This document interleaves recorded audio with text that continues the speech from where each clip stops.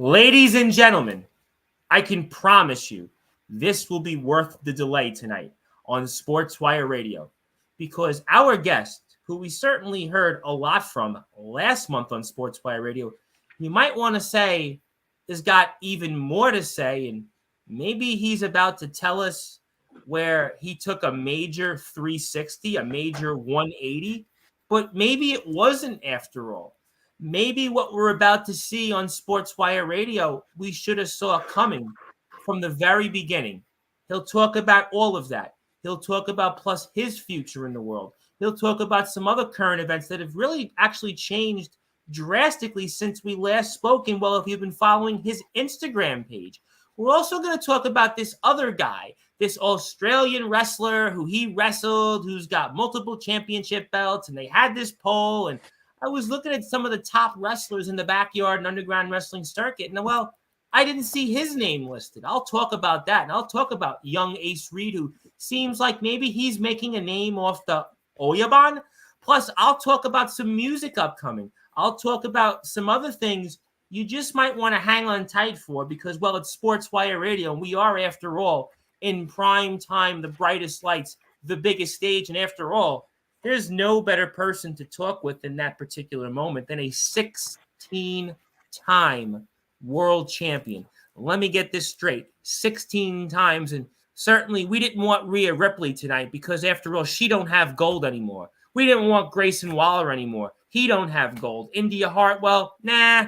Ace Reed, he's too focused on American backyard wrestlers. We want to talk with a man that's worldwide, that even has a song out there that was pretty bad out there. It was definitely a baddie that had 46,000 views. And I'm sure his upcoming music is going to have even more views than that. And we're going to talk about maybe even I'm going to have a surprise for him because, after all, he might be joining some selective people that are in something that Sportswire Radio is known for. He'll have to wait for that because usually I do things a little different. But since this is a different show and, well, we're in the presence of the boss. We're in the presence of a patriarch clan, Matsuda. Ladies and gentlemen, you've been waiting for it. I've been waiting for it. And I think the world is waiting for it. Let's get right to it and introduce properly our 16-time world heavyweight champion. Though I don't know if I can give him 16 times of an introduction, I'll do my best to give him a proper introduction that'll be, let's say, more memorable than the one his most recent opponent, or one of them, Mr. Ace Reed, got real quickly. Ladies and gentlemen, let's get right to it here on Sportswire Radio, where all wrestling matters. So with that,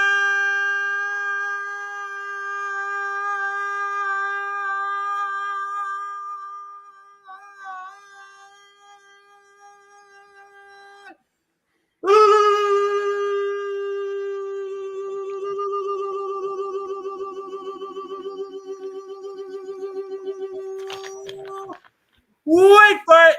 Further ado, here on the Sports Report.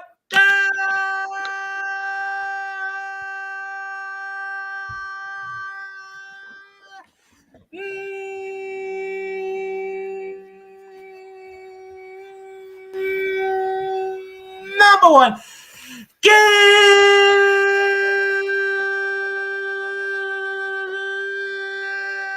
Global Sports Show, the 16-time World Heavyweight Champion.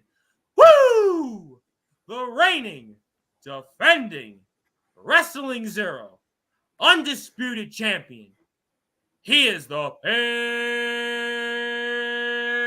Patriarch Clan, Matsuda, the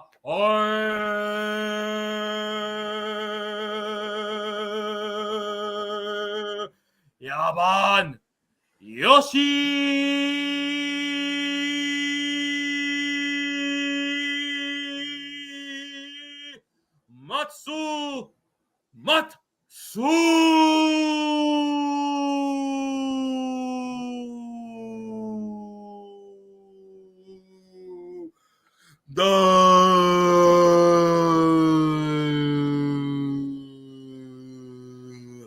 The champ is here. Champ. Oyaban, praise Oyaban Matsuda. Don't be throwing no ones to the sky. I'm not no tribal chief. Oyaban, yeah. Okay, I embellished a little bit because after all, we are in prime time, and some of my listeners, we'll get to it, but I did have to break the fourth wall for a second because I know my listeners out there, they love when I do some silly things, but different show, different time. It's obviously a serious one. I have a surprise for you later on in the show, but it is good to be with you. Congratulations. You are now a 16-time world heavyweight champion. So I'm going to start off here, I guess, nice and slow, because there's a lot to talk about here in the world of Wrestling Zero, in the world of you. We've got music, some other things. It was almost like it was he said, she said, one of those things, to quote a Limp Bizkit song, Once Upon a Time. But I think now we're kind of where we were supposed to be. But I'm going to ask you maybe the obvious question, which I sort of asked you, but now since you've accomplished it, I have to ask it to you anyway. Since after all, Mr. Matsuda, we are in prime time, the brightest lights, the biggest stage, the only platform where all wrestling matters. And Yoshimatsu Matsuda, the Oyaban, what does it mean to you now to officially have become a 16-time world heavyweight champion? Let me correct you, my friend. I'm a 16-time undisputed Wrestling Zero champion. Ace Reed has the heavyweight title. But how does it feel to be the GOAT? I'm sorry. Everyone around the world has been watching as I raised my arm high, became a legend. And now I can sit here proudly and say, I am the GOAT. There's no one else on my level. There's no one else here to stand to the Oyabun. And now I can tell you it feels damn good to finally be at the top, where I belong. You've kind of always been at the top. I mean, I realize it's a 16-time Wrestling Zero, but you still are a 16-time world champion. I mean, technically, Exactly. we're kind of still a world champion. But, I mean, you've always been on top, though. I mean, I know you didn't have – you got the title back, sort of, and you lost the titles. But, I mean, you've always been on top. But how does it feel this time now that you've won the Wrestling Zero Undisputed Championship and you now are that 16-time Wrestling Zero Undisputed Champion? Does it feel different this time than prior runs? Yes, 100%. Tell me more. It feels like I finally reached that level where no one can reach. You know, I'm at the pinnacle of the industry where people will look at me and say, damn, for 15 plus years, he was the GOAT. And now we can finally acknowledge him to be the GOAT. I'm tired. I'm old. I'm sore, and now I'm here. You can't be that old because, to be honest, we had Craven Rage a few weeks ago, who's like near 50, and I highly doubt you're near 50. So, to be honest, with the industry, with the injuries and Izanagi's old kami bullshit, I do feel old. Well, you may feel old, but I can tell you on this platform, we've had our share of, let's say, those that might be closer to an AARP card than maybe being carded at a club that you probably have performed in. So let's, yes. I'll cut you a little slack there, champ. But no, I feel amazing. It's great to finally be at the top where I belong. Again, I was at the top, but to finally be at a level where people will remember my name for generations. You know, obviously people would have, even if I wasn't a 16-time champ, but now people will look at it and they'll see the evidence. They will see the evidence of my 16 title reigns and be like, you know what? He backs up everything he says. He was a man of his word. While everyone else is running around claiming 8-time champs, I'm the one that has the evidence to back it. You know, it's funny that you said some of that, because I want to go back to something. I want to take this off the screen. I want to fix something there on it. We'll come back to it. But I feel like, in a way, Wrestling Zero, I don't want to say it's because of this platform or Ace being on the platform or you with the music recently having a lot of success. But I kind of feel like maybe because of also the success recently of these past several shows, where I feel like people have started to tune in, the sub count is going up, the social media engagement. Does that also feel rewarded? I know we'll get into a lot of, some differences since we've seen you last on Sportswire, but I do think in some ways this has to be a little different because the company now is started to get some outside exposure, maybe not just from the world that's, you guys are kind of known in the land down under and from your fans in Japan and such. Talk to me about maybe at least that. Wrestling Zero's come so far in such a short time. It's become something incredible. The promotion has grown from a grassroots, restart of what our old promotion was to an amazing story that's been told. Kona Akumi wrote an amazing story for 2 seasons, and we turned it into a series that will be remembered. I guess we're like the Lucha Underground of the backyard scene. We don't care about the live stuff. We just telling our story. And I mean, the story that's been told, it's something that's never been seen before in any professional wrestling setting. Everything to do with gods, everything to do with Japanese mythology. This is something that people have never seen before. Weapons And we I think saw. that's what's exactly. And I think that's what people are getting the eyes on. Yes, Ace and BWDU coming helped. But I really think the unique story we're telling and the new story that's coming is going to set us apart from the rest. Yeah, It's amazing to see the growth. I kind of agree with that real quick. I know we'll change topics, but it's funny because we've obviously been talking a while. I watched the show, obviously Revolution, both nights, very successful. Ace was here about 2 weeks ago. He certainly made a lot of noise that the entire circuit took notice of. I'll get to him later. I don't want to go with him right away because there's still a lot I want to talk about here. But I really got it's funny because I watched the show back today and then thinking about what you said. Even though I'm familiar with the product, I've watched it before, but now I got it. I got what you guys are doing in a way. It is really kind of groundbreaking. It is really different because you're seeing some stuff that's incorporated that, like you said, I don't even think pro wrestling's gone into. We see almost that character play, that role playing, that almost, I don't want to say Power Rangers vibe, Star Wars vibe, at least those for like the general mainstream person, but like, you see obviously some of the Japanese culture that the stories have shown and that history, but even for like the people here on my platform who might not know a lot of what's going on, I see a lot of things that wrestling, I don't really think is ever touched before. I'm almost pretty certain of it. And I think that that's really what could separate and really stand out Wrestling Zero as we go into a fourth season. Exactly. And I think it's something that the industry is going to be shaken by forever. When we first landed on the scene, a lot of people were like so dismissive. And now that Why were they we've dismissive grown for? so far, But why were they dismissive? I know Ace Reed mentioned this about my time in XCW in Geelong. Not great Yes, and I promotion in saw your Shelbyville. Shout out the American. Yes, shout out the American XCW. Amazing. Yeah, you can shout them out. Let's just say, yes, guys on my platform, come here. I'm just going to say we can shout them out, but I'd rather not talk about their owner. Yes. Yes. And it's very much so about the Australian XCW. I was told in my time in the Australian XCW that this story wouldn't work. Originally, the plan was I was going to do this story in XCW, but it never happened. I ended up retiring, obviously, originally, and I injured myself at that XCW promotion and then came back at Wrestling Zero in season 1. And that's when the story really kicked up. I was told that the story wasn't viable for a professional wrestling setting. And well, I was proven wrong when Kona Hakumi took over as CEO and wrote one of the best stories I've ever seen. I mean, it's literally a live action anime. Let's be honest. Yeah, no, it's funny you said I definitely got the role playing. I definitely got the scientific-y Power Ranger anime Dragon Ball cosplay. I didn't.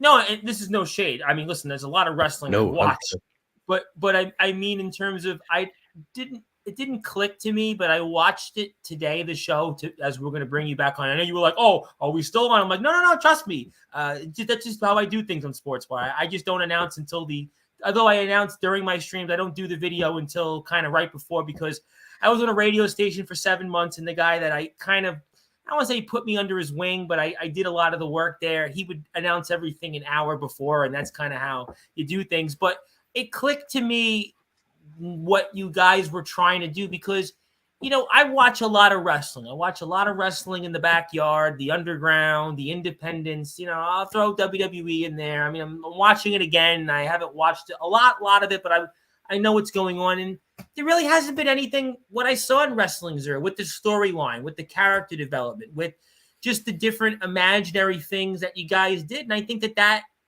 is going to separate you guys, I think, going forward into why people should go support Wrestling Zero. I will most certainly put up the YouTube channel in a few minutes, but I think that's going to be really the weight of what I think you guys could really separate yourself from a really, and I'm going to be honest, it's a really crowded field in the backyard in the underground. I mean, there's hundreds of people that have federations and they're all over the world, and a lot of them come here. I mean, I almost feel like right now I need a scorecard to try to get everybody on in one sense. I disappoint people.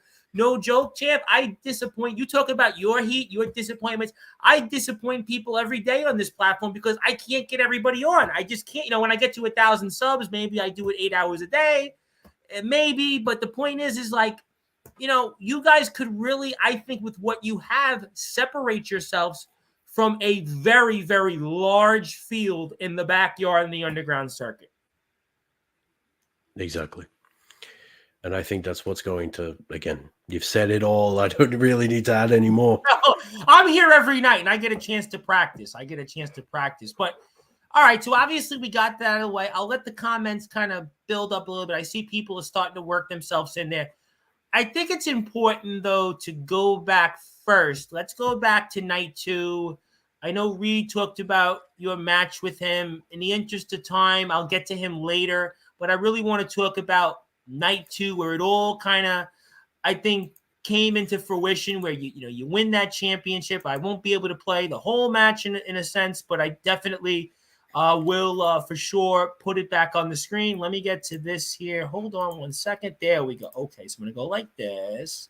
Let's move it up the screen. I think I got it right here. Boom, boom, boom, boom, boom. Okay, let's go move it in the middle of the screen. Okay, there we go. Let's see where we are. Okay, there we go. Let's move up here and tell me what your thoughts are. Oh, wrong one. And there we go. Thank you. Technology is a funny thing, isn't it? But, there we go. Now we got it. Okay, excellent. So I can go like this, go like that, and talk to me about where we are and just what's going on here at the moment. This was literally warfare, and a lot of I know. people don't understand. Yeah, a lot of people did not understand the weight of this match and the consequences of what would have happened if Arashi had taken the victory. I mean, my retainers, my Korbun now have they fought hard. They gave it their all, and with all the sneak attacks, with all the bullcrap that Arashi and his lackeys tried to pull, we walked out victorious, and it was only thanks to one man. And I mean, you can see Ragnar here just giving it his all. He did his best. I'm so proud of him. He proves time and time again why he deserved the Spirit of Excellence award, why I took him under my wing, why he is one of the fastest rising stars in Wrestling Zero. He has been an amazing competitor so far, and I couldn't be more proud as both patriarch of Clan Matsuda, but also as a sensei, someone who has taken my teachings and gone beyond anything I could have expected from him. Now, Ragnar, as you can see, he's taking that fight to Rich Man. I wish I had been out there to do it myself, but Arashi had got the better of me, and we had to take it backstage because I didn't want the clash between me and Arashi to get in the way of the fight that was going on. And I mean, you can see here Ragnar's pushing as hard as he can to try and I will give Rich Man credit. He did give everyone a fight during the match. You kind of were dismissive of him a little bit when you were here a few weeks ago. You were like, yes, whatever. I think he's definitely moved up the card this time. Well, you know what? Sometimes what happens is you're in a match where there's so much on the line. Your fate was so talked about here and throughout Wrestling Zero that he had something to fight for, something to show that you were this guy that he really wanted to go and just for his team compete, and he did. And obviously Ragnar, you're extremely proud of. And I mean, what have you told Ragnar sort of, that has helped him progress through this season from how you've tuteled him almost? Well, I guess it's more based on Izanagi's teachings. Obviously, Izanagi brought him in, gave him a spotlight. I just carried away Izanagi left off, and it was literally Izanagi taught him, use what you know. Use what you know to the best of your advantage. Don't be trying to do any flashy moves. Don't be trying to pull off a backflip or like a table spot. Just do what you know, do what comes naturally, and you will succeed. It's not about being flashy. It's about you know, being the best that you can be. And Yep. that was always Izanagi's teaching to us mortals was fighting as best we can with what we're given. And you can Well, see Richman was certainly fighting almost like it was a pool stick rather than a kendo stick, but Kindle stick. maybe Yes, maybe he's not exactly mentally there. But as you can see, you're about to see Jason next and Hennigan walk out. Hennigan actually had a chipped knee when he came out. He got so injured that's why earlier he in the was night. running gingerly then. Yes. So he's very injured. He's possibly going to be out for 2 months. We don't know He's- fully, but he carried out this match, did this, and it was so amazing to see Jason Nex and stuff come out and actually, you know, partake because Richman and stuff weren't there night one, so those matches advertised didn't happen. But it was still an Hard incredible subject to contest. change. These two Yeah, ended there was out. a lot of great stuff. Yeah, and it was good to see these two. Delta Squad's been a faction that I think will be around for a long time. It's been around since the XCW days. It's been around since VTW, just with an added member in Tom Hennigan. And I think Jason Nex, I've spoken to Nex personally, and he is adamant that he's not going anywhere.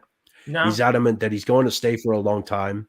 I think, since we brought him from the other universe, he's really, shown that he's atoned for what he did with Arashi. that's good. And to see him grow into his own. And as you can see, Yeah, he's got some unofficial referees for the match. enthusiasm. He's really enthusiastic. I mean, boy, I mean, Exactly. And we he's could use always some had a passion guys. for it. We could use some guys that come on this stream to be just as enthusiastic. Sometimes I get some well, let's just say some clunkers, but that's kind of how it goes in show business.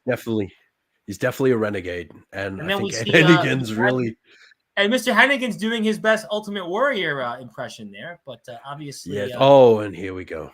your nemesis is here. Here to quote my buddy James, Yes. Well, your nemesis.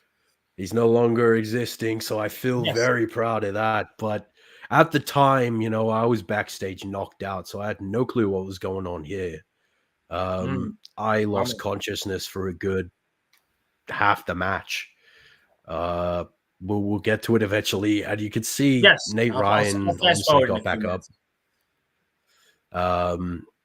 It was a tragic turn of events, unfortunately, but it was good to see a certain individual come back.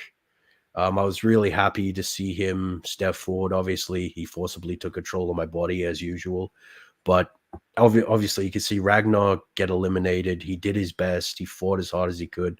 Arashi was a different beast. Arashi was a different being, and I think What it makes took. Arashi the competitor that he's been toward you and the rest of the wrestling I think. industry? I think. I think. I'm not the one to answer that question. If he was still here, Izanagi'd be the one to answer that.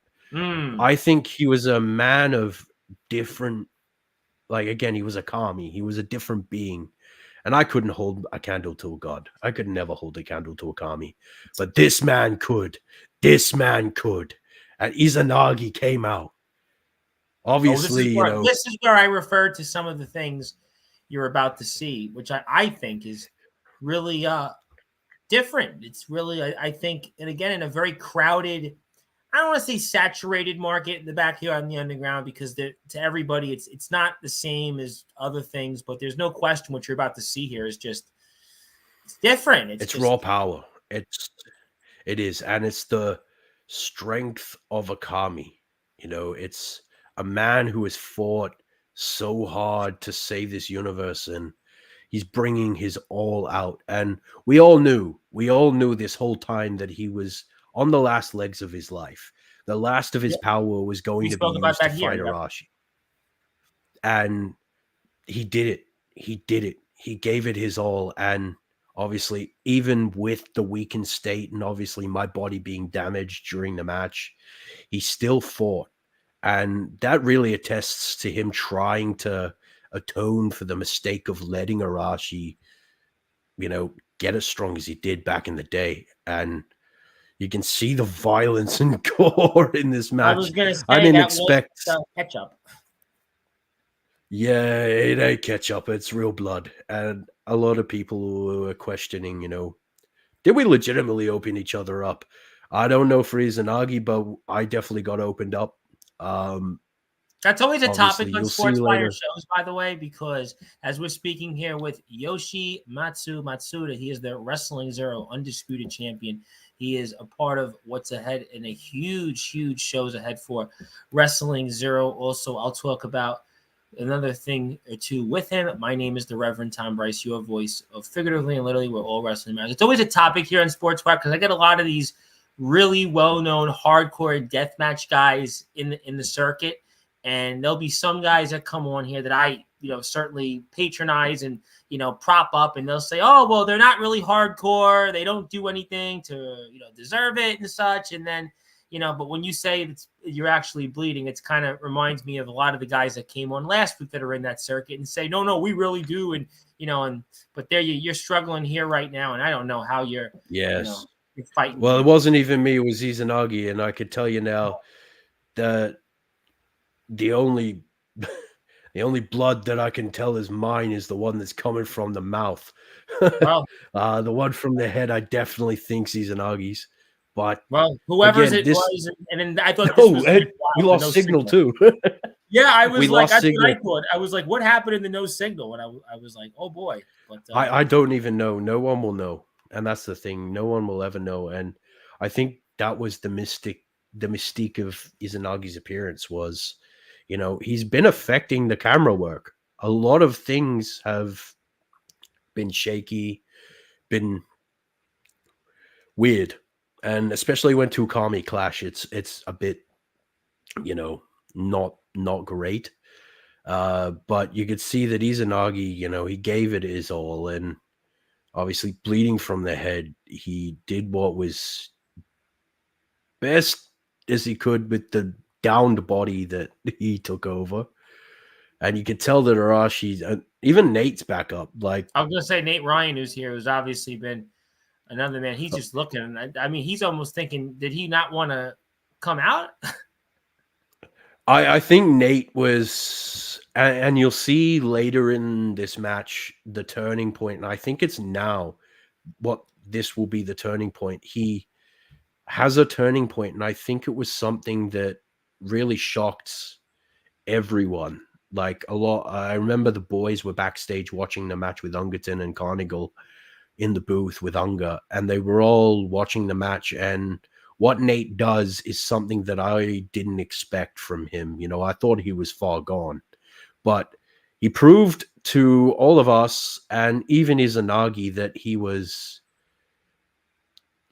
there was still good in him, and It's you're funny, that about was to a see it. topic on our recent show Saturday. We had a guy from Tennessee Backyard Wrestling. It's kind of the same, sort of the same character, chaotic. And one of my guests, who is a regular on my show, was talking about the good in him. And sometimes that character has it, but they just don't know where to, I guess, maybe channel it, or they don't have the correct way to go about it because of fear. Maybe it's fear. I don't know. Indeed, I think it was also a respect for Izanagi True. because I think all of the boys had that respect for him. They had that love for the man who helped, and you can see right there, Yeah, well, that was like that Izanagi's deal shocked breaker. Yeah, that was he looked at at. He that was that turn, and then pulled Izanagi over him for a 3 count. I didn't expect it. he does a Watching it code back, breaker. He sacrifices himself. Why? I mean, that's a big question. Why did we he do? don't know, and that's the thing. I don't know whether it's going to be explained while I'm away, whether he's going to come forward and say something, but I am eager to see whether he has chosen the right side or he's still, Would you like on that him dark to? path. So let me ask you this question, champ. Would you like him when the season starts, season 4, for him to go right away, and that should that be the opening of the season, or should we wait to find out what Nate Ryan has to say on that? Because that's a big. What we just Well, saw there, we don't see happen. Obviously, you wouldn't I, be able to tell us, I but can't you would. spoil it. No, but would you, as a fan, right? You're a fan, obviously. Right? You Oh, watch this yes, stuff. yes. So, as a fan, Uh, would you want to see this go right away, or would you want to let the public wait to kind of see what Nate Ryan has to say as a fan? I definitely think we need to wait. I Okay. think with Nate's motivations and everything he's been through in the past, you know, 2 seasons, he is really pushed. And I think there's more to Nate Ryan than anyone's seen yet. I think there's a lot more under the surface that's going to be explored. I know Mm-hmm. that he is ready to say some things that are going to shock a lot of people. I know that the upcoming promo he's got in a few months has been finalized, and he has some words to say that are really going to push the limit and the boundaries on what a heel can be. I think there's going to be a lot of conflict. Well, we like conflict on Sportswire. We get that almost every day on this platform. And if you'd like to support Wrestling Zero, I would encourage you to do so here. Wrestling Zero on Instagram. You can also check out the show here on YouTube. There's a lot of other content that we definitely want people to support. Wrestling Zero has been a good friend to us here on Sportswire Radio recently, and we want to support those, especially in the land down under, because it's not all just about Ace Reed. There's some other people out there, and we're very excited to have, of course, the undisputed Wrestling Zero champion 16 times. His name is Yoshimatsu Matsuda. He is the Oyabun. I'm going to remember to pronunciate that as best I can. I'm trying. He is the boss. He is the Patriot Clan Matsuda. And my name is the Reverend Tom Bryson. We're watching a slugfest right now. We're watching two heavy hitters go at it there, champ. Two heavy hitters.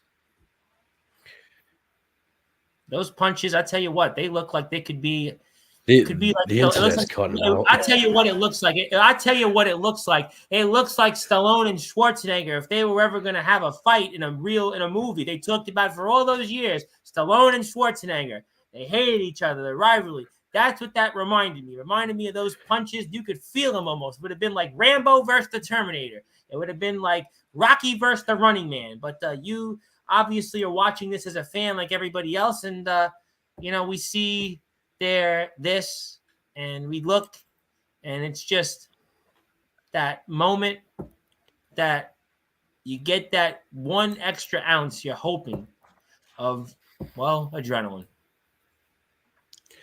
And you can see Izanami's mask. I Yes. think Izanagi had a touching moment with his sister, her spirit. It was something that, You know watching about back that? now, Mm-hmm. yes, it was beautiful. And blood on the mask, yeah, I mean, it's meaningful. It means a lot. You're going to see, like, this is the last stand of the Kami. This is the man who, you know, sat by and let Arashi get too powerful. He tried his best to defeat him originally. That's going to be explored in the film as well. I know that's something we can explore as well, with Clash of Kami dropping soon.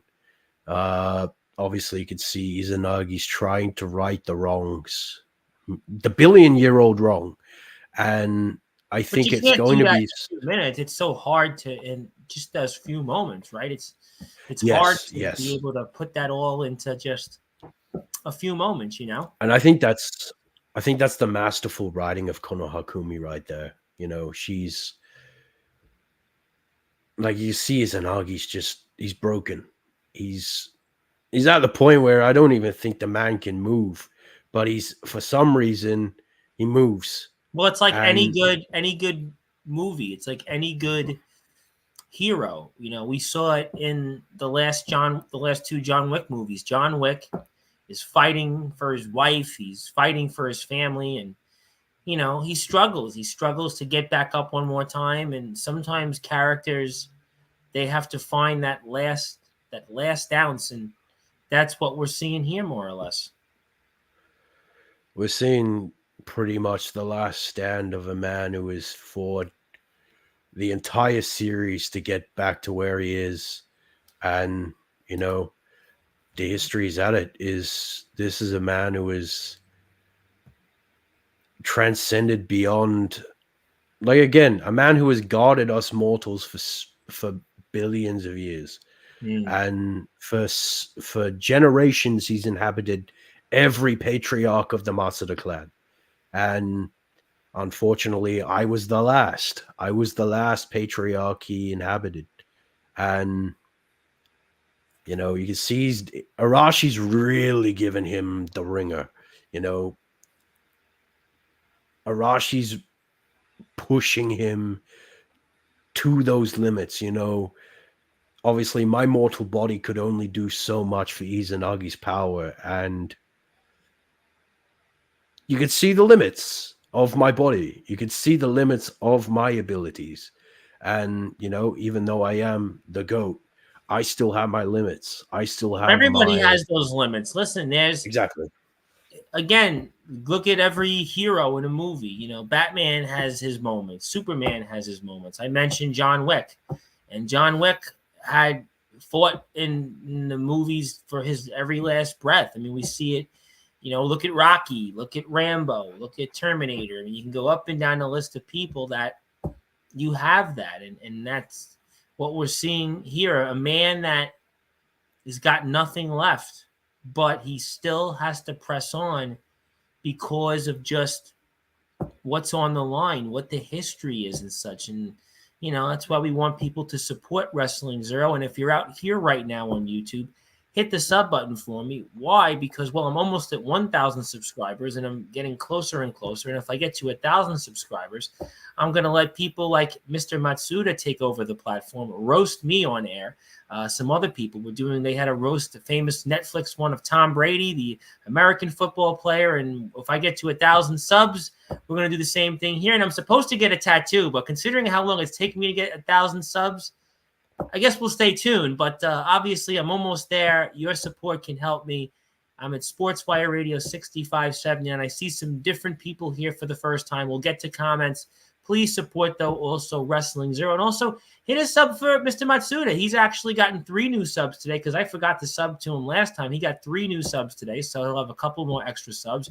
He's almost at 300. Let's support those that support us and see where we are here. And obviously, we're watching this unfold, and definitely it's just like any movie with just that cinematic feel that these guys are just going at it. Like, it's to see gods fight, to see Kami clash. Like, that's not something I think us mortals have ever been gifted the honor of seeing. And somehow we got the honor of seeing it. And, I thought we were going to see it. Well, we've seen it, but to see 2 gods, reignite a centuries old, like billions year old feud, it's complicated with the timeline. But as you're about to see, my old friend comes in and somehow saves the day. I still like, I was conscious for this. I know it was me that took over this because there's only one man that knew what to do with Unga Bunga, and somehow Jay Ryan and stuff wrapped him in barbed wire. I thought, let's send Unga out there wrapped in barbed wire to help Izanagi. But I can definitely say I took over consciousness for this. This is only something I could have come up with.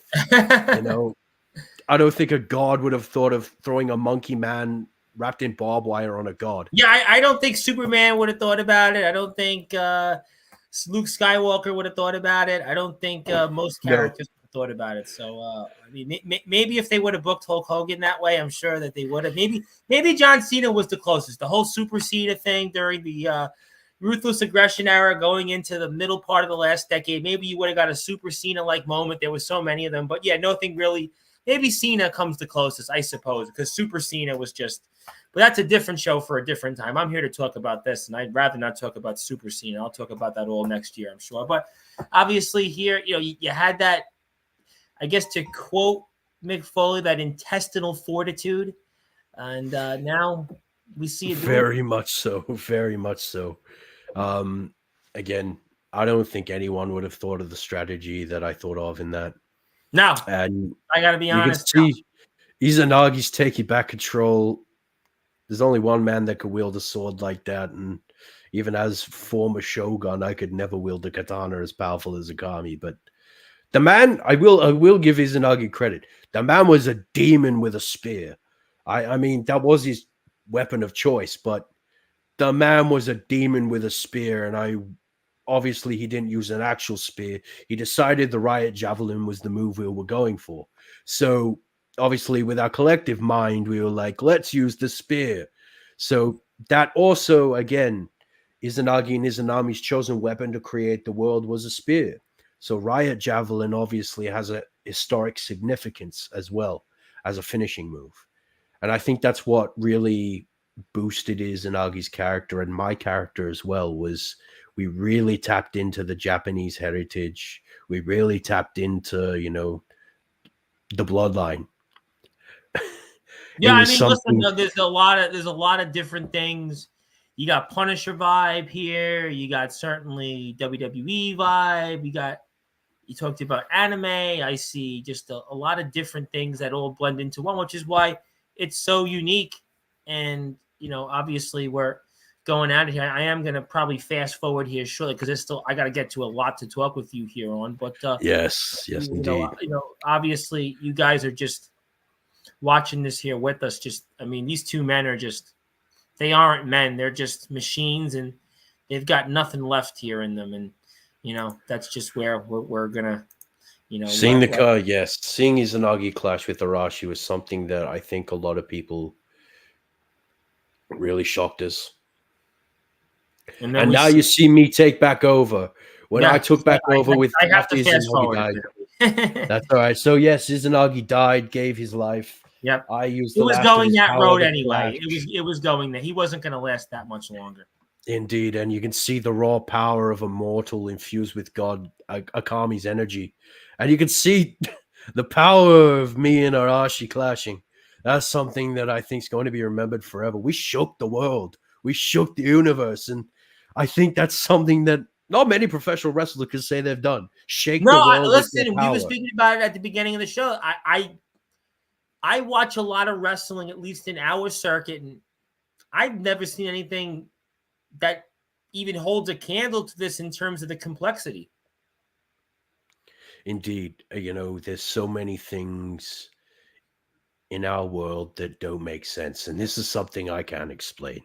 This is one of those things where, you're in the heat of battle. Again, feudal warfare. There's no modern day tricks. It's just all feudal, again, feudal warfare. There's no technology. I think that was a term you used last time you were here, if I'm not mistaken. I'm pretty sure yes. you used. I feel like I heard that word there, and that's what. And it was something I really think it shows out with me and Arashi clashing.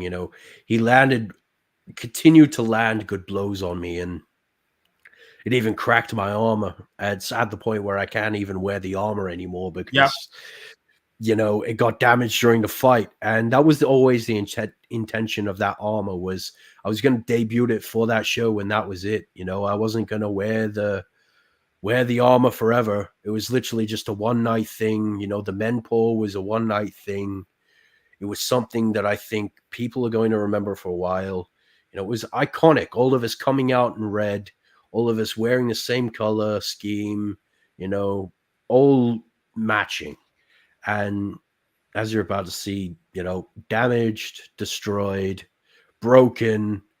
I'm trying my best to get ready for a Riot Javelin. And no matter what I do, it's like my body's saying no, but my mind and my willpower is like, it's time to just end this as best I can. Whether Arashi walked out victorious. You don't have anything left. this is everything we spoke about, everything that's on the line, and you have no choice. Exactly. And it was literally, I was running on fumes. I had a little bit of energy left, and you're about to see where it all gets spent. And it's about to get all spent now. This is the one moment where everything gets thrown to the wind, and I make history, and I take out the victory. When you get that moment, and we see you just obviously not break down, but realize the moment and what it means. Walk me through that moment. This moment was one of realization that I'd done it, that I'd taken out the victory not only for my team but for the world. I took out a victory that's going to be remembered for generations. Not every man can walk around saying they've beaten a kami. And, I'm a man of mortal birth. I'm a man of mortal power. And I just beat a god. I mean, there's nothing. If I'm not the goat, I don't know who is. It's literally Well, a I fact mean, of the I don't matter. speak to 16-time world champions every day on Sportswire. I mean, I speak to people that have won, 30 and 40 championships. Comatose last night was a triple champion, but even he said, well, I'm not a world champion, but I hold 3 championships. So no, listen, champ, we don't speak to 16-time champions all the time. They really, we don't get that chance. So that's why we know that we're in the presence of a god. Thank you. And again, the banner for my Yes. family. This was a victory that also honors them. And I will go into detail. Yes, I'm This going to do day that. specifically We're going had to do that some in a few meaning. minutes. Yeah, we're going to definitely do that in a few minutes. Obviously, congratulations. And we see the Thank you. moment. I'm going to put this off because there's a lot of people that want to say hello. There's some comments I want to get to, and I realize I haven't got a chance to get to everybody here, and I want to let people jump back in the conversation. So let's do that here. I'm going to keep this. I'm going to keep you on big for now. I'll put you back into the vertical. You actually look better Why big not? right now. Yeah, Thank why you. not? How you doing to President Zaddy? Zaddy's been a new listener. Zaddy, thank you for tuning in. Thank you for subbing to Sports by Radio. I hope you're enjoying Mr. Matsuda and his story. It's always nice to speak with people from around the world, and he's happy. And I don't know what the twos mean, but I definitely appreciate it. This person seems to want to say, do you remember Lacey B? Do you know this person? Suplex Network. Yes. Do you Oh, know I this person? remember Lucky B very well. I remember Lucky B very well. Oh, it was a match that never happened. A long time ago in a galaxy or a story far, far away. A match that never happened and a match that I wish had happened. And I don't know if this is a Shaq in charge of the account, but hello. My name is Yoshimatsu Matsuda. Nice to meet your acquaintance. I do remember Lucky. I do remember him. And it's a shame the match never happened. It's a shame the match never happened. What made him such a great opponent, or potentially would have been a great opponent? He was so different. And he was very much like me, blending the reality world of YouTube and wrestling, where I was blending the music and the wrestling world. And I think that was something that was different at the time. And that was when I was still trying to search for myself. And I felt like the match potentially with him could have helped me find that. And maybe one day it will happen, maybe it won't, who knows. But when I went away after I retired, I kind of went back to Japan, found my family, reconnected, became who I was meant to be, and I definitely think the new and improved me versus Lucky B down the track would be cool, but it's only a matter of whether it happens or not, Yeah, I don't know there's so what he's many up to what ifs, these days. unfortunately. Yeah, it's unfortunately there's so many what ifs in the world of wrestling and just other things, and it's one of them things. And there's some more comments. Let me get to them. My friend James D. Simone, what are you up to, James D. Simone, these days? Are you? I don't know if you're playing college basketball anymore. Your friend Brad Weiss, who used to be an analyst on this show, disappeared. He disappeared. Well, we're going to shoot for a second. He disappeared like 9 months ago and never heard from him again. So send a message to him and say, what's going on, Brad Weiss? Where have you been? And why did you disappear on us? But I'm doing great. And I hope you are as well. I know, obviously, I saw you and Brad at the New York Liberty basketball game. So I hope you're enjoying. A couple more comments here. First of all, why you leave XCW online? May I shoot, Tom? May I shoot? May I shoot? This platform, may I shoot? On May I shoot? You don't even have to ask on this platform. This Okay. is the only one Okay. that's in prime time. Let the Oyabun speak. Let the Oyabun speak. You want to know why I left XCW online? Those bastards are a bunch of wannabes that think they're hard. You know what?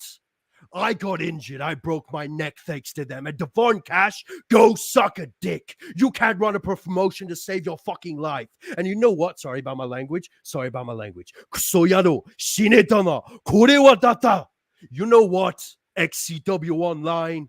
You were chasing glory while I had the redux of my career. Your whole little clique was trying to chase. But I know some dark shit about you that if you ever come back, do not come back, because I will end your careers.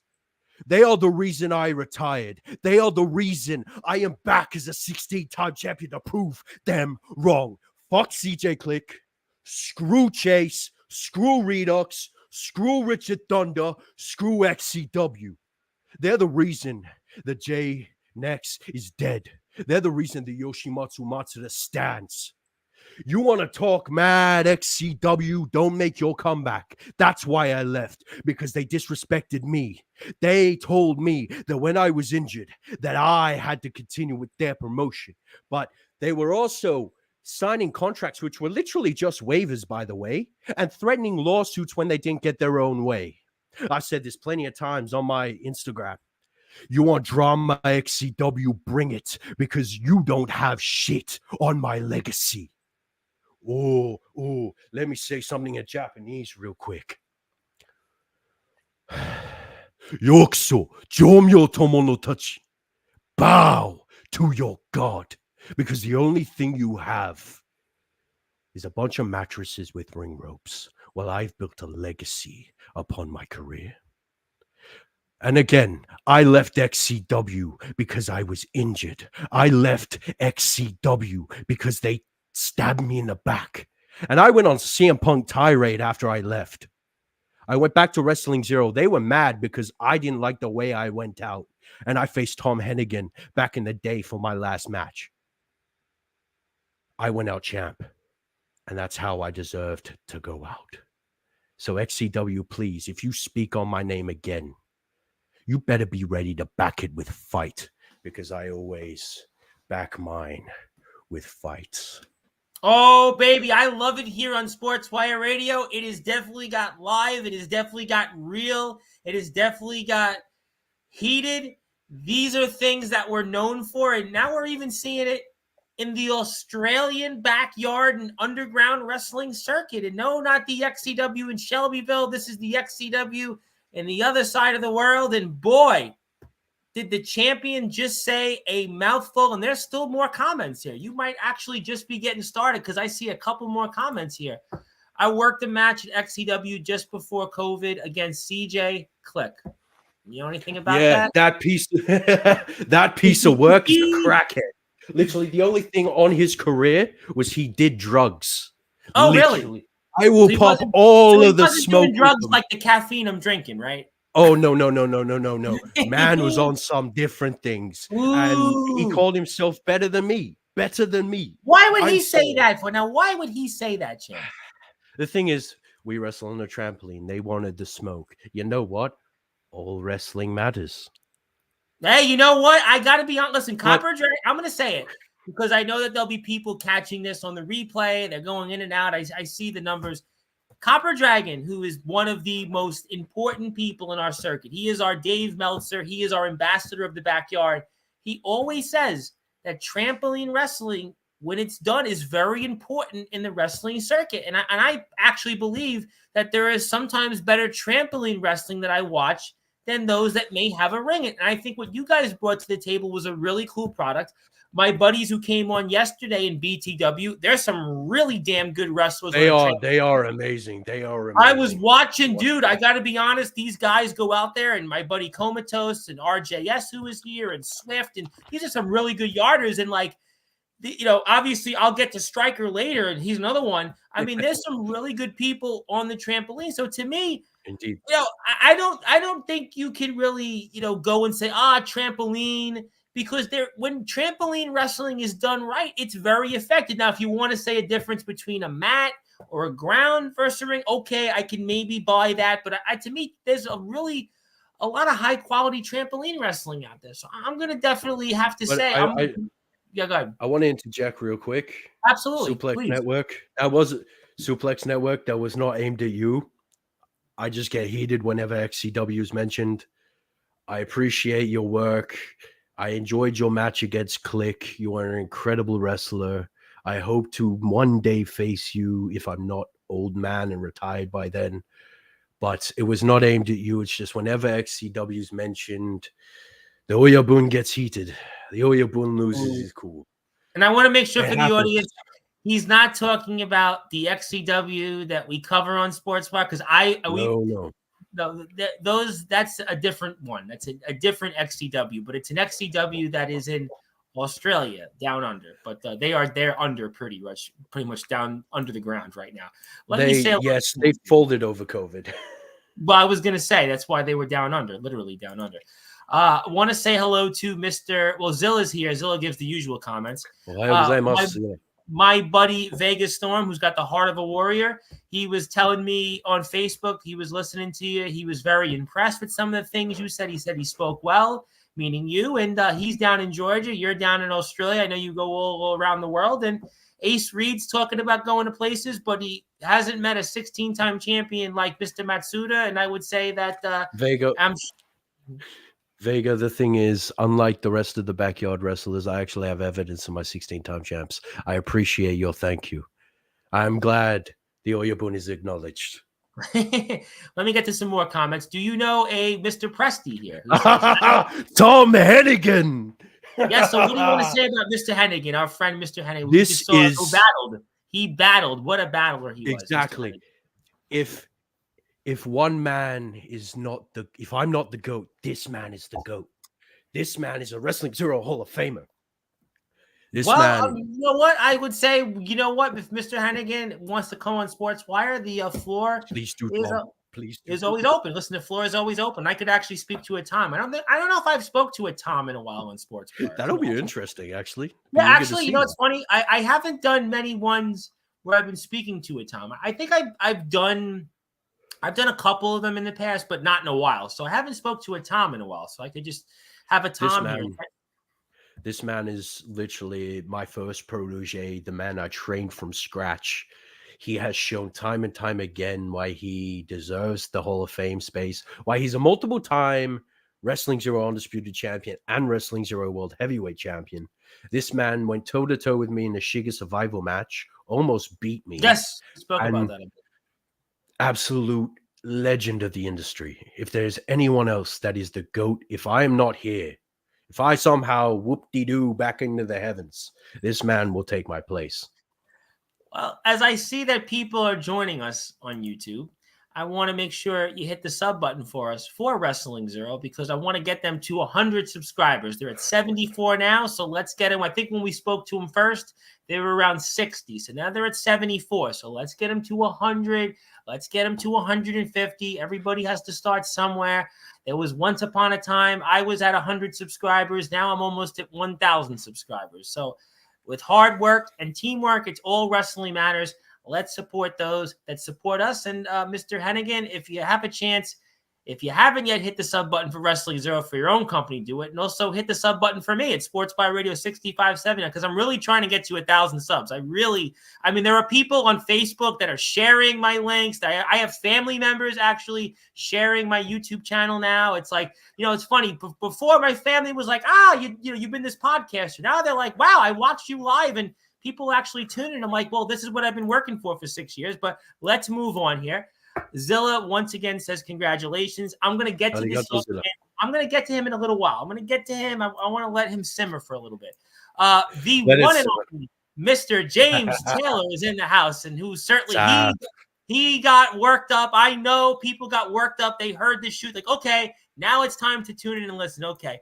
Also, covering the land down into my buddy Judas. So I've been Judas. Oh, Judas was the talk the of other the day. circuit the last 2 days, and I was wondering how Judas is doing. And Judas, I hope you're doing well.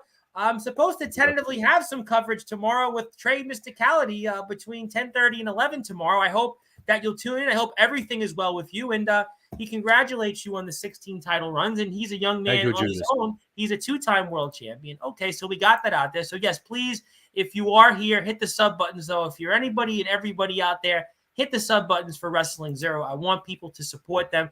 I have a surprise for you toward the end of the show. But we talked about what's happened. But I have to talk to you now about season 4, which is on the horizon. Yep, yes. I want to talk about it because if you insist, there's something on the screen I'd like to bring your attention to, because obviously a few days ago, there was something on the Wrestling Zero Instagram page, and there is something that I might want to, I'm going to have to bring it up. I mean, it's shoot time. It's all good. It's going to be shoot time round 2. So, I mean, in this particular case, let me throw this off the screen. And what did James miss? Well, tune into round 2 of the shoots, and then we'll talk about round 1 of the shoots. But in this particular case here, there was a message given to you, champion, and I want to give you the opportunity to address this first of all, because this is on our screen, and you are obviously supposed to defend your undisputed wrestling championship in a championship battle royal with pinfall and submission against the entire roster. Your allies, or lackeys as they were put, are banned from ringside and are competing in this match.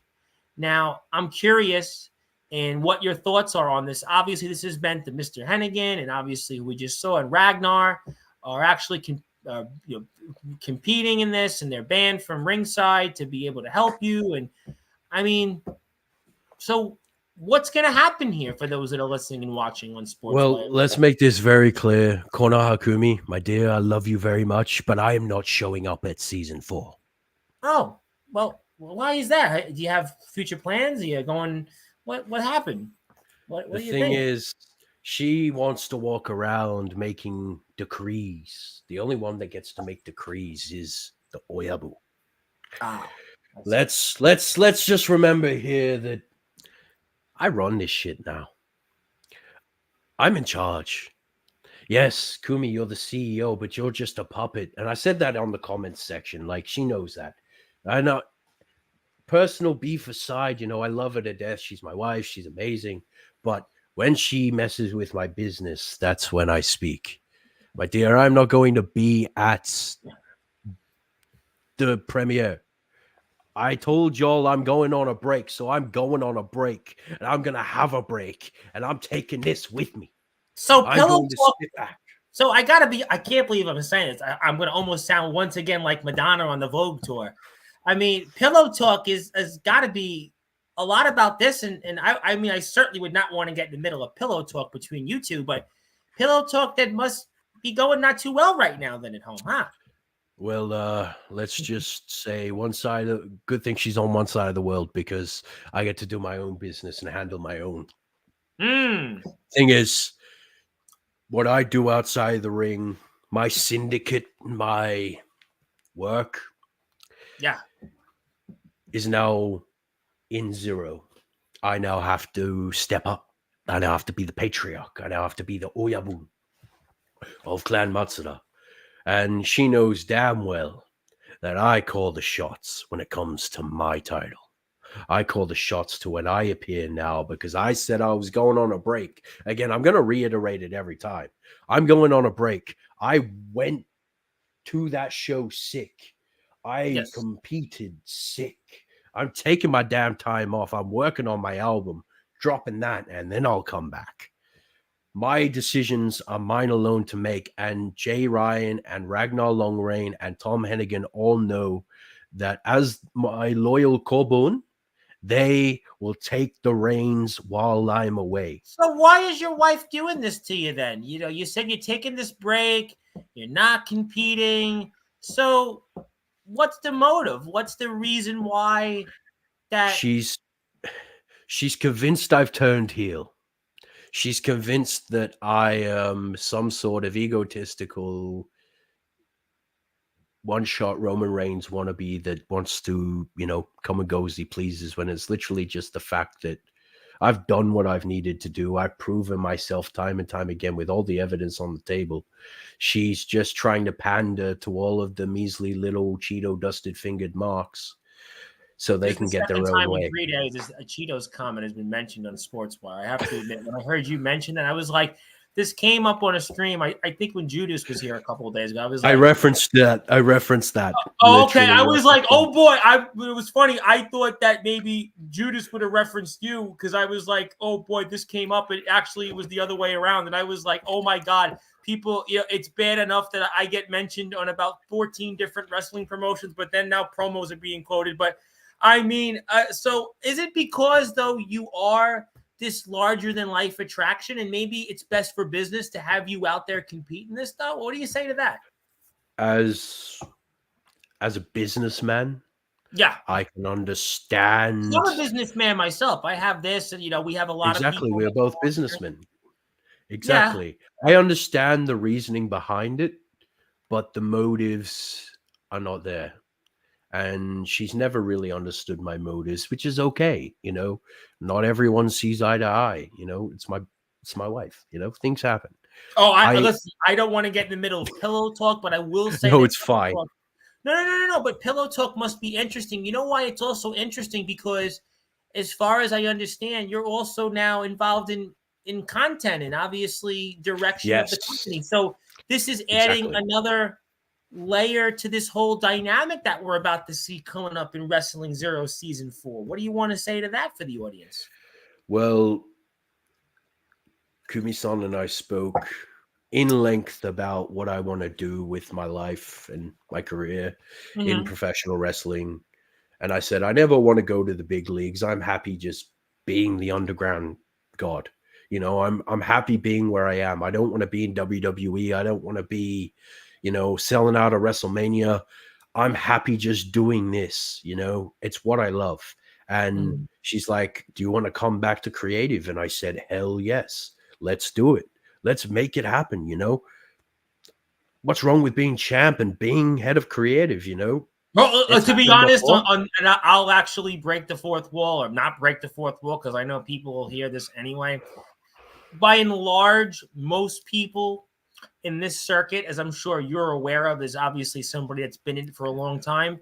They're usually either owning a Fed or they do have a major role in a Fed. So, yeah, I mean, realistically speaking, I mean, it's pretty undeniable that you wouldn't have to, for you to not have a role would be like almost, I would be shocked, to tell you the truth, because almost Well, everybody in these Feds have a role in some sort. I did indeed not have a role. I was literally just running the show on Faye's behalf, and I was going to her storyline to a T. The Okay. reason I'm back in management is because it's time for Wrestling Zero to enter that era of me and her together. We've made a dangerous team when it comes to Well, and we're creative. going to see the comparisons to, well, Triple H and Stephanie. Obviously, that's the most famous Indeed. comparison. That's the one that everybody looks at and says, well, we had the McMahon, the McMahon Triple H, McMahon Helmsley, or whatever you want to call it, whatever it was, McMahon Levesque. I don't even want to go down the road of name calling, but the point is, we saw that, and it's almost naturally this is going to be compared to it. And what would you say to that? I have never been fond of being compared to big stars because I don't believe I'm on their level. I believe I'm below that. Okay. I think those people have done things worldwide that I could never even Well, achieve. you do have a hit song with 46,000 views. So I mean, yes, but you do have a these are hit. You people that listen, have it hits a hit.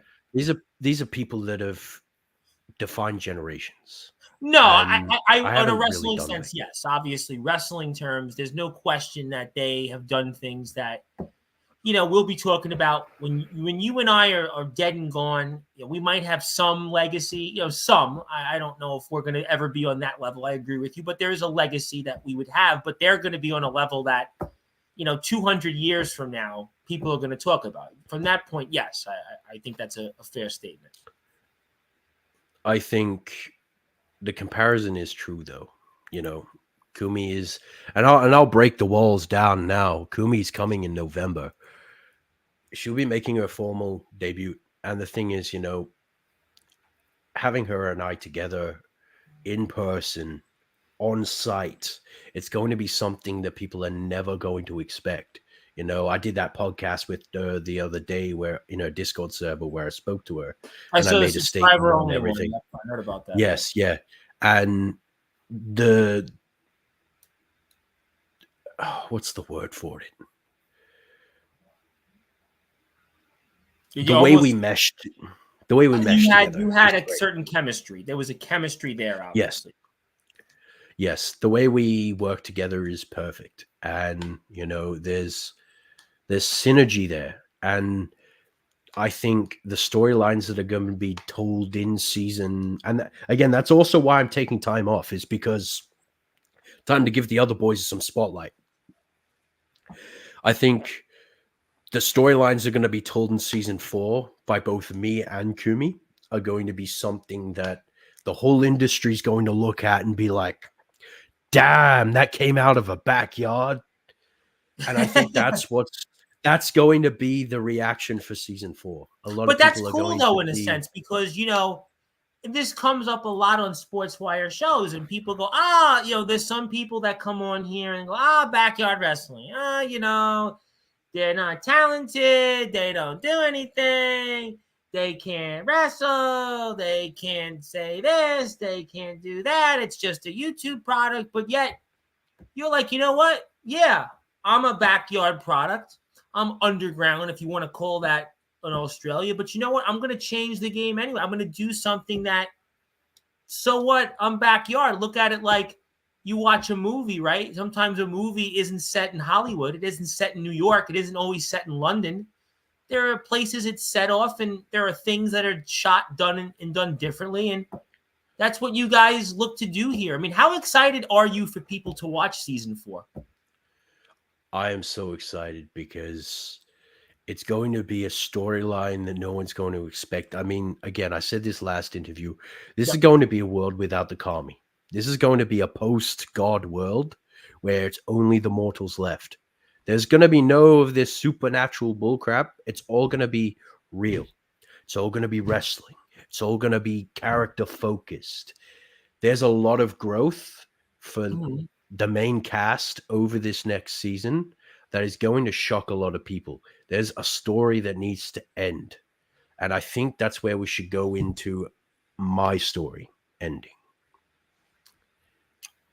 So, I mean, that's something, though, that originally there was a lot to be said with you. There was a lot, for example, that a lot of people, you talked about earlier some things you shot upon, but PXW was a whole big thing into part of your story. And you and I spoke about one thing you particularly said. Then, like, what was it, a week later or so, like 8 days later, there was something else. So kind of going into your story before I get to some more comments from people, what is the story then of Mr. Matsuda and, let's say, PXW? What is that story right now? Because that was a lot said first time you were here. Then it was, you went on Instagram. We spoke afterwards. And I was like, you okay, man? Like, you all right? Like, you want to talk? I won't even talk about it on the air. And then it was like a week later, it was like, oh, okay, boy, forget about what you just said, sort of. And so what is part of that story? I think we need to address it. I think I asked you the question. Let's go for it. Obviously, I was set to compete in November at PXW Clash in Shiga. Shiga survival match against HBK. That's not happening anymore.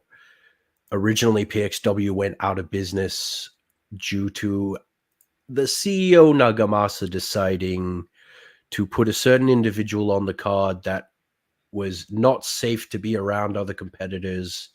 And I told him straight out, if you're going to keep me, don't put this person on. And you said some things, to be honest, I don't want to repeat here on Sportswire. There were things you said in a lot. I have to be honest. What you said about the company that you referred to before COVID, not the one in Shelbyville. That was totally, fine for the people here. But what you said in that Instagram live, I would have to be honest. I will actually have to step in and say what was said there. Yeah. To quote the singer of Van Halen, Sammy Hagar, once upon a time, what is understood doesn't need to be discussed. That basically, that live, if you watched it, doesn't need to be discussed. So we're going to leave that at that. And Nagamasa was swiftly removed by the parent company, Battleground Holdings, who also owns Zero. Kumi's now CEO of PXW. She's gotten all the assets, owns all of it. So we now own PXW. The live deal, the content, all that stuff, right?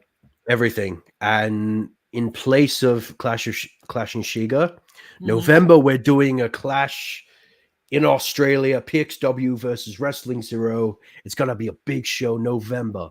It's going to be opened doors. Now, this is an announcement I'm making as COO. This is an event that's going to see Japanese competitors come to Australia. Unfortunately, I'm representing PXW for this. I'm being biased. I'm representing Japan in this event. It's going to be me and a PXW new signing who's been rising in the underground so far, Jay Young, the Archetype. Now, you guys may not have heard the name, but this man has been tearing up the underground over there and here. So it'll be me and him for the PXW King Heavyweight title in a Shiga Survival match in the main event. Which was sort of, we spoke about some of that was supposed to happen there, but it's happening here now, right? And we're going to see that in November now. Yes. And unfortunately, my match with Old Mate in November originally, he will be there on the card. I will say that. But he has decided, I offered in the match. I offered, hey, do you want this match still? And he said no. Unfortunately, HBK had a sour taste in his mouth after the situation. I think a lot of them did. But after they found out that Kumi came back and took over the company, I think a lot of them have really opened up to the idea of coming to Australia and competing, making history. Well, let me ask you that question. That's an interesting thing and an interesting question that I want people to please hit the sub button for Wrestling Zero. If you're here in the chat right now, I see people coming in and out throughout the evening. Please go hit the sub button, especially if you're on X as well. I know I have a lot of people watching on X right now, Twitter, whatever it's called at this point. Go hit the sub button for Wrestling Zero. But has this ever been done before where Japanese and Australian wrestlers square off? Has that been done before? Talk to me about that and if that's been done. It's never been done. I'm the only Australian-born superstar to go over there, obviously being half. I'm the only one of both to go over and compete over there. But to have names like HBK, names like Ryosuke, names like Extreme come over, compete in our ring, in our lands, and this is an event only open to Australian and Japanese stars signed to either promotion. This is not everyone's welcome. This is specifically PXW and Zero. This is history making because it is both sides. It is, it is the land down under versus the land of the rising sun. This is something that is going to make history again. I know there's a lot of history making. I think that's so fascinating, because again, on Sportswire, that, what we do, and I fully expect to be covering that because obviously I would imagine that would be something I'm sure that the COO and the CEO, I'm sure, would certainly have no problem with. But I think that's fascinating in the fact, we talk a lot on Sportswire about, open collaboration, all wrestling matters, but we never see countries. I mean, it's like a big deal here in the States when we see people from different states. They go from the Midwest to the East, like D'Angelo the Flame just did, or we see people go from the South to go to where I am, coming up with Mac 10 and Cato, but we don't see people from different countries competing. I think that's extremely fascinating for the audience to hear about. It's going to be something that's going to shake the backyard scene, the underground scene for a long time. We'll be the first to do it. We'll be the only to do it. And I will make sure of that. No, not saying I'm going to stop anyone else from doing it, but we're going to make a mark. Well, leaving aside what with your obviously compadre Ace Reed wants to accomplish, leaving aside his, I'm going to get to him. I'm going to get to, because I know that's where the peanut gallery is going to all of a sudden perk up, but leave that aside where he's going on his own volition. but not as a company. We're seeing, like two companies from two different countries that are, miles and hours apart from each other, going out and competing. I mean, listen, people could say, oh, well, if there's Canadian backyard wrestling in America, but that's really Canada and America. It's not.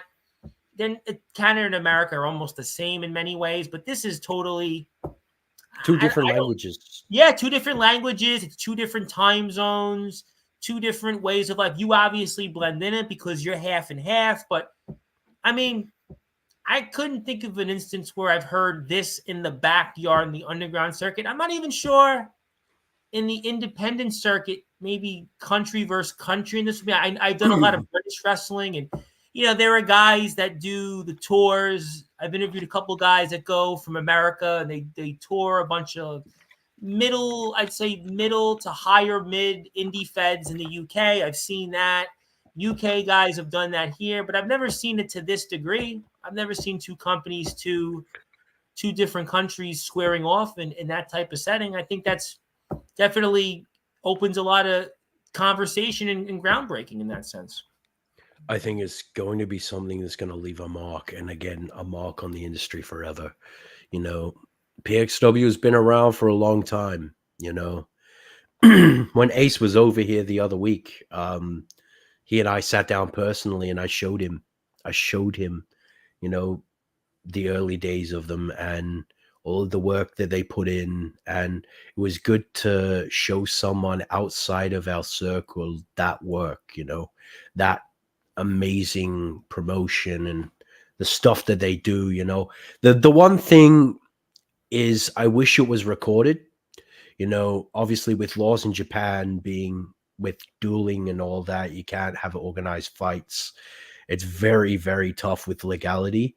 But I know they do film their shows and they put them on YouTube under a different name to kind of get around the legality. But now that they're under our banner, we're fully showcasing it on Zero, on our channel. We've had a PXW show here in Australia once. That's already up on the channel. I'm ready to showcase like PXW to a Western audience, bring that here, give them a side of backyard that's never been seen before.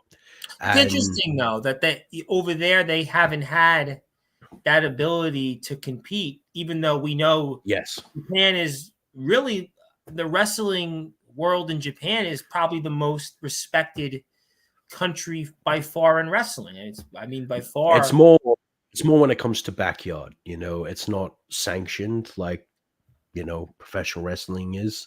Sure. It's not regulated by the government. The police don't know what's going on.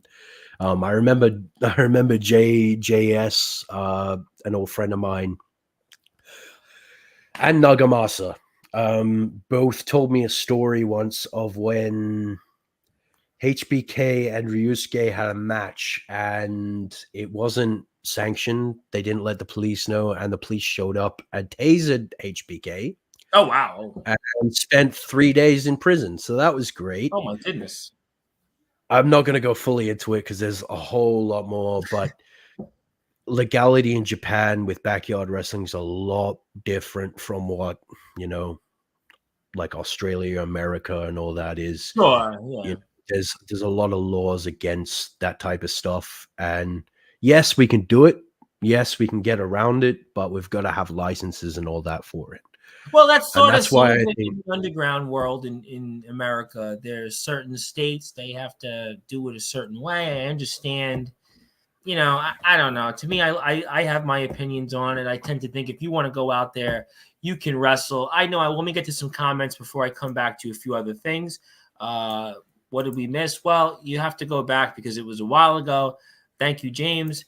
Mr. Hardcore, of course, who is my sort of here in a cameo on Sunday's show, will be back here in a few weeks. He is the general manager of Future Atlanta Pro Wrestling. He was also telling me off the air he really loved your skills. And he said, well, he's a 16-time world champion. He definitely speaks like one. He can see why you are. He wanted to say good evening. He always listens to the show. Is always looking for new talent. And I know Mr. Reed, I think, is one of those companies that he might have spoke to or might have been interested in, but I'll get to that in a few minutes. Yes, Zilla, thank you for the kind words. Zilla being Zilla.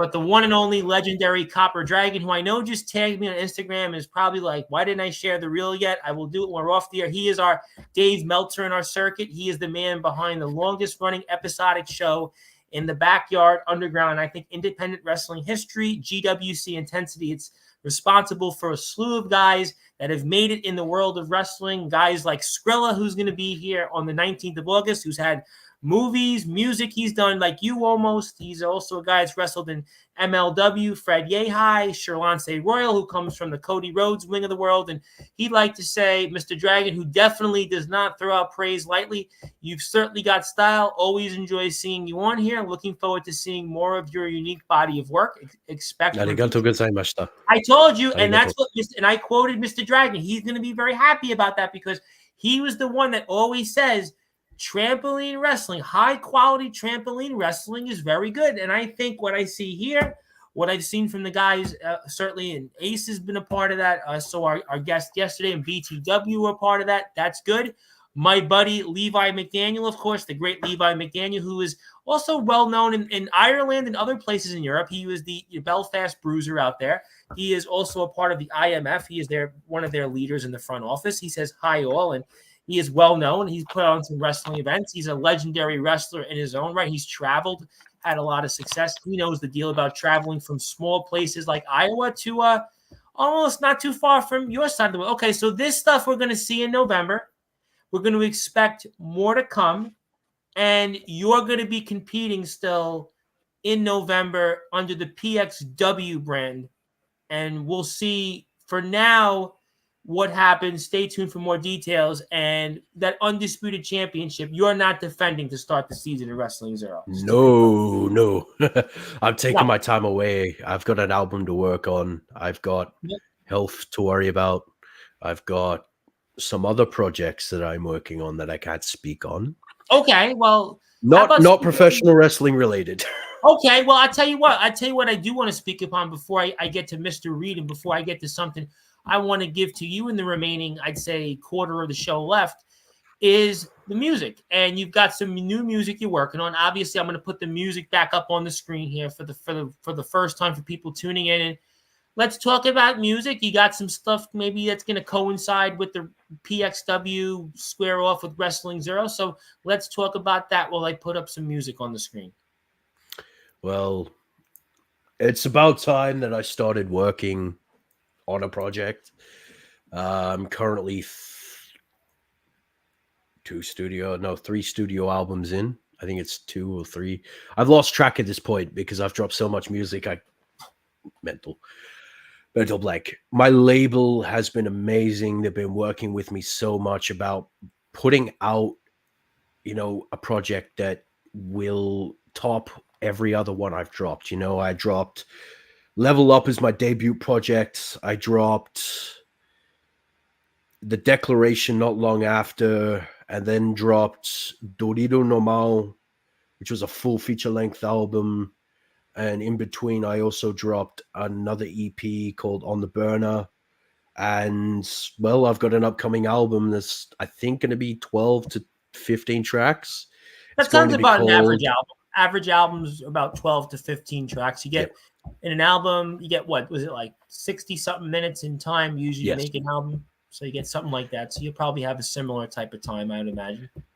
Indeed. And it's going to be a full feature-length project, all drill. I am the drill daimyo after all. Yep. And it's going to be called All Out War. Now, obviously, we had the Declaration, which was the declaration of war. And that's funny because Declaration of War is the future Atlanta Pro Wrestling upcoming show. So, yes, the Declaration was my homecoming project. I am dropping All Out War as the continuation of that story. Dorito Normal was kind of fit in between, is kind of that like, hey, I'm the drill demon king. But All Out War is going to be the continuation of that message that I am not going to stand back and let people disrespect me. There's going to be a lot of songs on the project that aren't even about war. It's just literally the vibe of the album is going to be, I don't give a damn. I'm putting out what I want, when I want, and people are just going to have to like it. Well, you talked about some of that here with the whole thing happened years ago with a company that you were supposed to do more work in, and you seem like for whatever reason you've been dealing with this criticism or backlash, and I'm not quite sure why. And maybe that's going to be a theme of what we'll see in November, I suppose. I think, and I will admit, the XCW Online stuff, part of it was my fault. I was an entitled young man who thought, because he'd done so much, he deserved so much more. And I stood by that, and I stood by my honor and my respect. I think it landed me in hot water with them. I still hate their guts. I'll still never work with them again. But we did reach out a few years ago to try and bury the hatchet, but they didn't want none of it. The thing is, yes, I will admit, part of it was my fault in me leaving, but it's also, they had a part to play in it, a major part. Well, it's two sides to every story. But the thing is, the backlash I got from XCW Online wasn't as bad as what I'm getting from these anime rappers, these nerdcore rappers. That's a different beast entirely, and I've been on a tirade for months. So why have these nerd rappers, which is to me fascinating, because I come from where rap music is originated from, in Brooklyn, New York, although I'm not actually from where hip hop actually was formed, but I'm from the borough itself, Kings County, and in Brooklyn. So nerd rapper, I mean, I find this rather. So they basically just take like TV shows or anime and they rap about it. And a lot of these rappers have been talking tough about guns they don't own and everything else. But coming from a background in the trenches, I grew up. I know where this is going. This is like the nerdy. I grew up. Videos. Oh God. I grew up in a good home. Moved out at a young age. Moved to Western Sydney. Now, any of my Australian fans know about Western Sydney and the postcode wars. I don't need to say anything else. So Mr. Reed would know about them as well. I don't know about Ace. I think he's too young for it. It was about 2016, 2017, 2018. Fair enough. I got involved in some stuff I'm not proud of. And that's okay. We're on Sportzwire. I pretty much every day on this platform, there's something I say or somebody else says. So don't feel too bad. You're in the right place. Got involved in some gang stuff, We've had people on this platform that have done plenty of things. Trust me. This is, we all on Sportzwire. We're here. Obviously, I wasn't proud of it. I got myself out when I did. I had a good crew around me that got me out. And now I sit here as a man now, saying what I did was stupid, I thought I was a tough kid, thought I could do it all. But the thing is, those experiences that I've taken from that. Hey, everybody learns. Really everybody learns from, nobody's perfect. Nobody's born. And I still back the set to this day, though. They're my boys at the end of it. Shout out those T77. The thing so you got some real. So basically, I get where this is going. You got real cred, and these guys are basically like from the suburbs, and they're rapping. Yes, legitimately. One of them works at a McDonald's, and he raps about guns he doesn't own. It's like, and he said he was going. and right now, live on air, I want to shout out my boy Jorah the Hunter from Philly. That is a rapper y'all need to hear. He is my boy from day one. That man has unspoken. Wow, so Philly, yes, Philly's definitely. You got some Jorah. Yes. Jorah and I have been at war with these anime rappers and nerd rappers for a long time. I gotta be honest. I don't know if I'm gonna sound like Howard Stern here or not, but I find this completely like oxymoronic. Nerd rappers. Let me get this straight again. Nerd rappers. Usually when I think about rappers, I think about 50 Cent. I think about Tupac. I think about Notorious B.I.G. I think about N.W.A. I think about Snoop Dogg before he became totally mainstream. I think about LL Cool J 30 years ago. But now you're telling me nerd rappers. I've seen it all, I suppose, on Sportzwire Radio. Nerd rappers, ladies and gentlemen. So they rap about TV shows, they rap about anime, they rap about video games, whatever comes to mind. Don't get me wrong, it's a good type of music, but when you're claiming stuff you don't not about, and the thing is, Jorah can attest to the beef that we've got with a certain collective called Loop FX.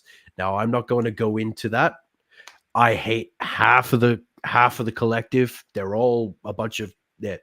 But shout out my boy Chubbs. Shout out my boy Chris Craig. They're chill. The rest of them were at war at. Jorah knows the whole story. Shout out Jorah. Go listen to Jorah. That's Yeah. what half the album's going to be about. Well, this sounds like something our audience should definitely go by, including my friend Nicholas Crenson, who I think might be here this week. We're supposed to have him tomorrow, but he might be pushed back another day, so we'll have to stay tuned about that. Mr. Crenson I'm sure, can wait another day, but the point is that I find this completely fascinating. This is definitely a reason why this is going to be something to check out. And is this going to be some of your maybe most autobiographical music yet out there, or am I missing something? Oh, yes. Oh, yes. Some of the wordplay, the lyricism on this next project is going to shock a lot of people. And especially from a drill rapper. Like, no one's going to expect it. I've got features. There's going to be 2 versions of the album. There's going to be features from my boys in the UK, CJB. Yes, I know going to the be on the UK has a YouTube big version. drill scene with that because I'm friends with Yes, so a big wrestler my who has boys, drill. Yep. yes, my boy TZ and C and High Reel will be on the YouTube project. On the Spotify version, you'll have guys like Laszlo 1K, Jorah the Hunter, Tawe, Shiro Keen, and a bunch of others. So basically, all of my OGs are going to be on the main project.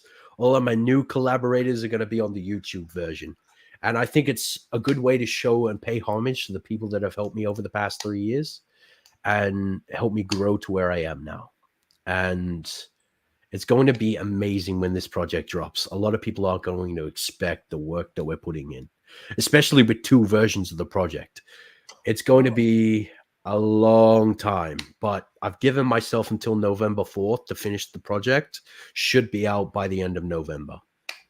Right in time for the holiday season, and also right around in time for PXW versus Wrestling Zero.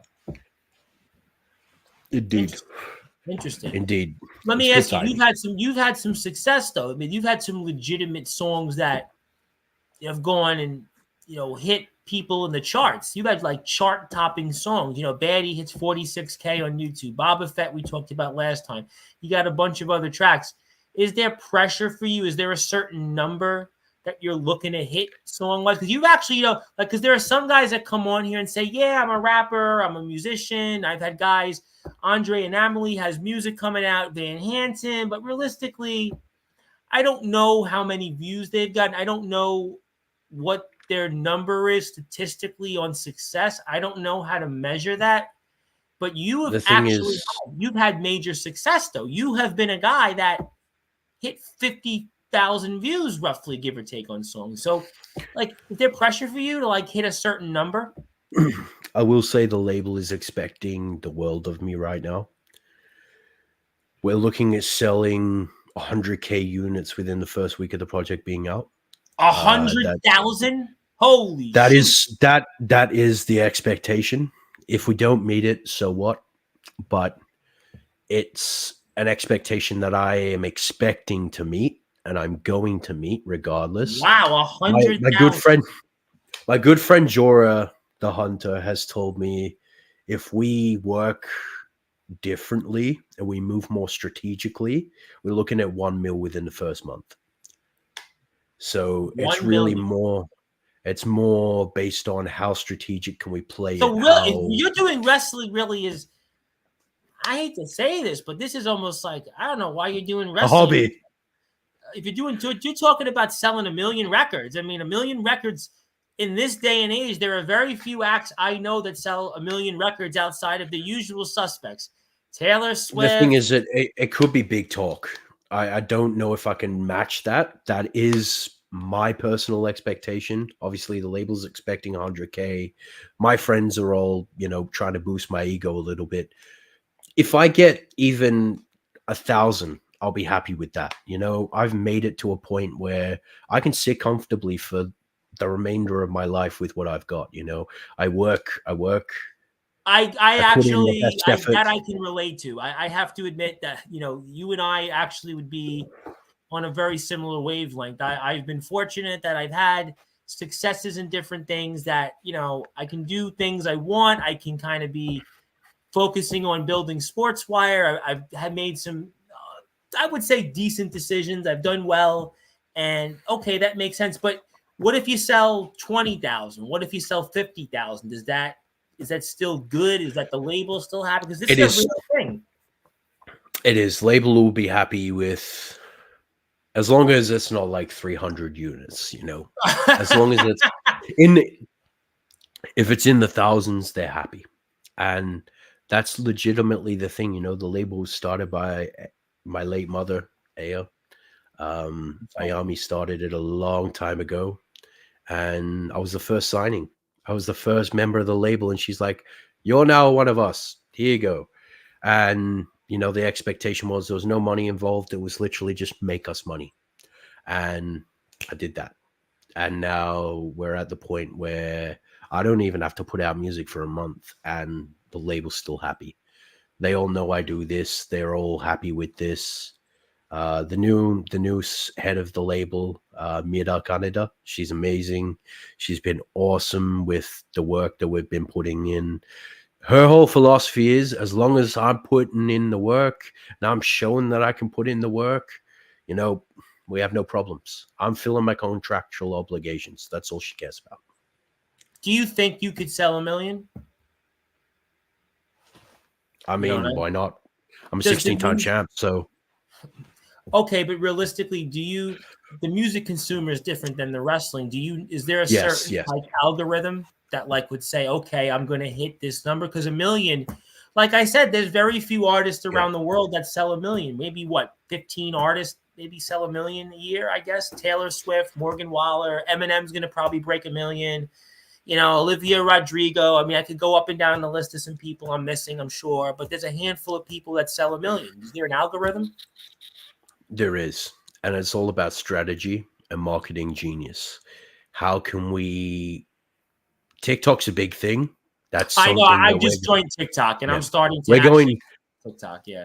We've been utilizing that as best as possible. We're going to be utilizing it even more, especially when the album comes up.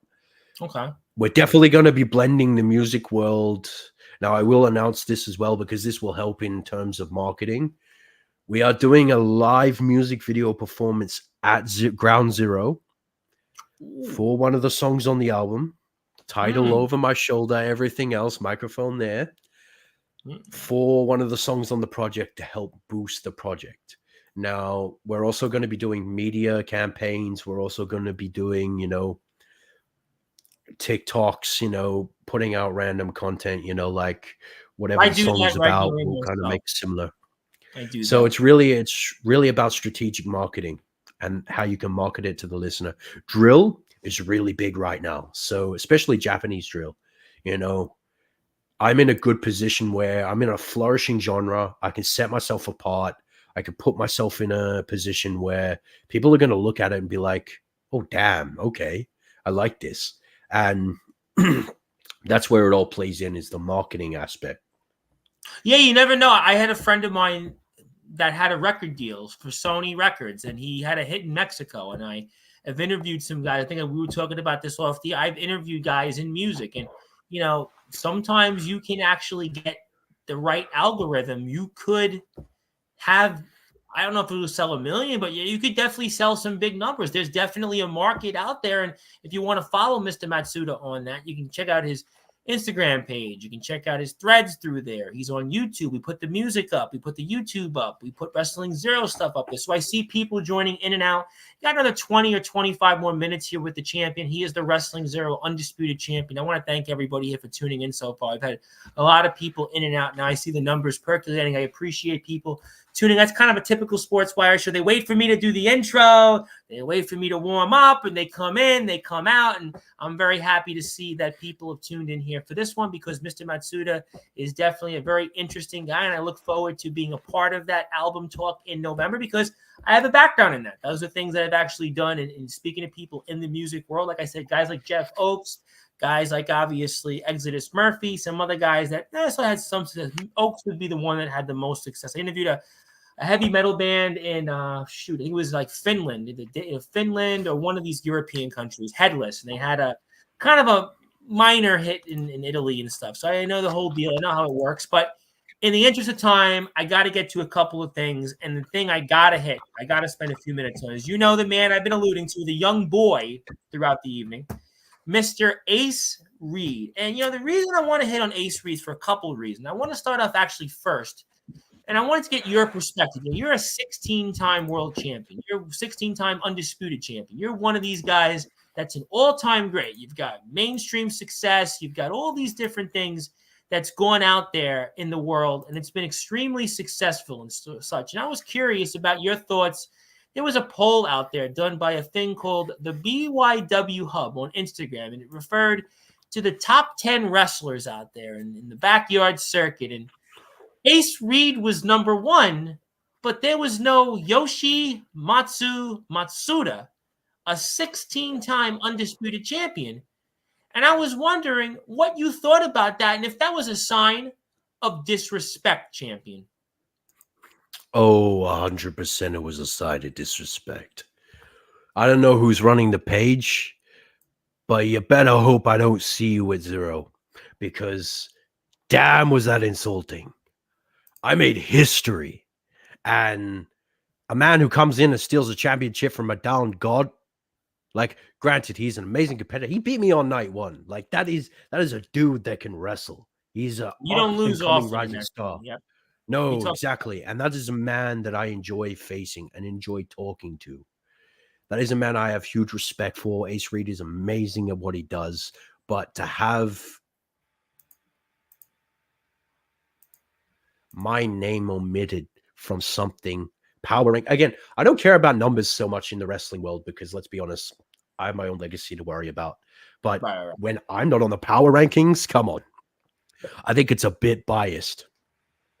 Or I would think so too, because you're a 16-time champion. And, you know, this, and I to be fair, I want to say somebody actually asked me about this, and somebody asked me this off the and on the air. And I said, this is why I don't do champ. This is why I don't do polls or rankings, because what happens is that there's so many people out there, and you tend to forget somebody, and then people look at it and go, well, what about me? And I think in this particular case, I think you, though, have a very strong case alongside some other people. But since I have you here right now, and you faced Ace Reed, and you competed on that show at Revolution, and you did everything you could to get back your undisputed championship. But I would have thought Ace Reed number one, okay, but why not Matsuda? I don't know where you want to put you, but you should have definitely been in that list. I think at the very least. I will give credit to Ace, though. He beat me. He went into night 2, won the World Heavyweight Championship. He's got 3 titles. Like, I mean, and the work he's been putting in BWD, I get it. I would have been happy with number 2. But, like, to be honest, I don't even think I'm probably better than half the guys on that list. But let's be honest. I should have been on the list somewhere. When it comes to... It's right there. We see here's the top 10 month of July. Ace Reed, Jack Delta. You saw Ryan Blade. I'll go right back to it. Dalton Skull, my buddy Dalton Skull. Veteran Baden, Moonstruck. Comatose, who was here yesterday. You know, Bryson Hagens. Jackson Law, who was here about 3 weeks ago. Manny Cobra, who's been here. So these are all names that I know very well. But I certainly, again, no shade on any of them. I'm actually going to, you know, like kind of like... They're all amazing. They're all amazing. Listen, I know Jackson Law. I've had him on countless times. Jack Delta, I've had on countless times. You know, Manny Cobra, I would say half that list are personal friends of the show. But I still would have thought Matsuda, 16-time undisputed champion. And that's where I think the disrespect comes in. You know, I've been on a tirade on social media as of recent about not giving a damn, because I'm the GOAT. At the end of the day, when you look at backyard wrestling, who else has had 16 title reigns with evidence? I couldn't get back.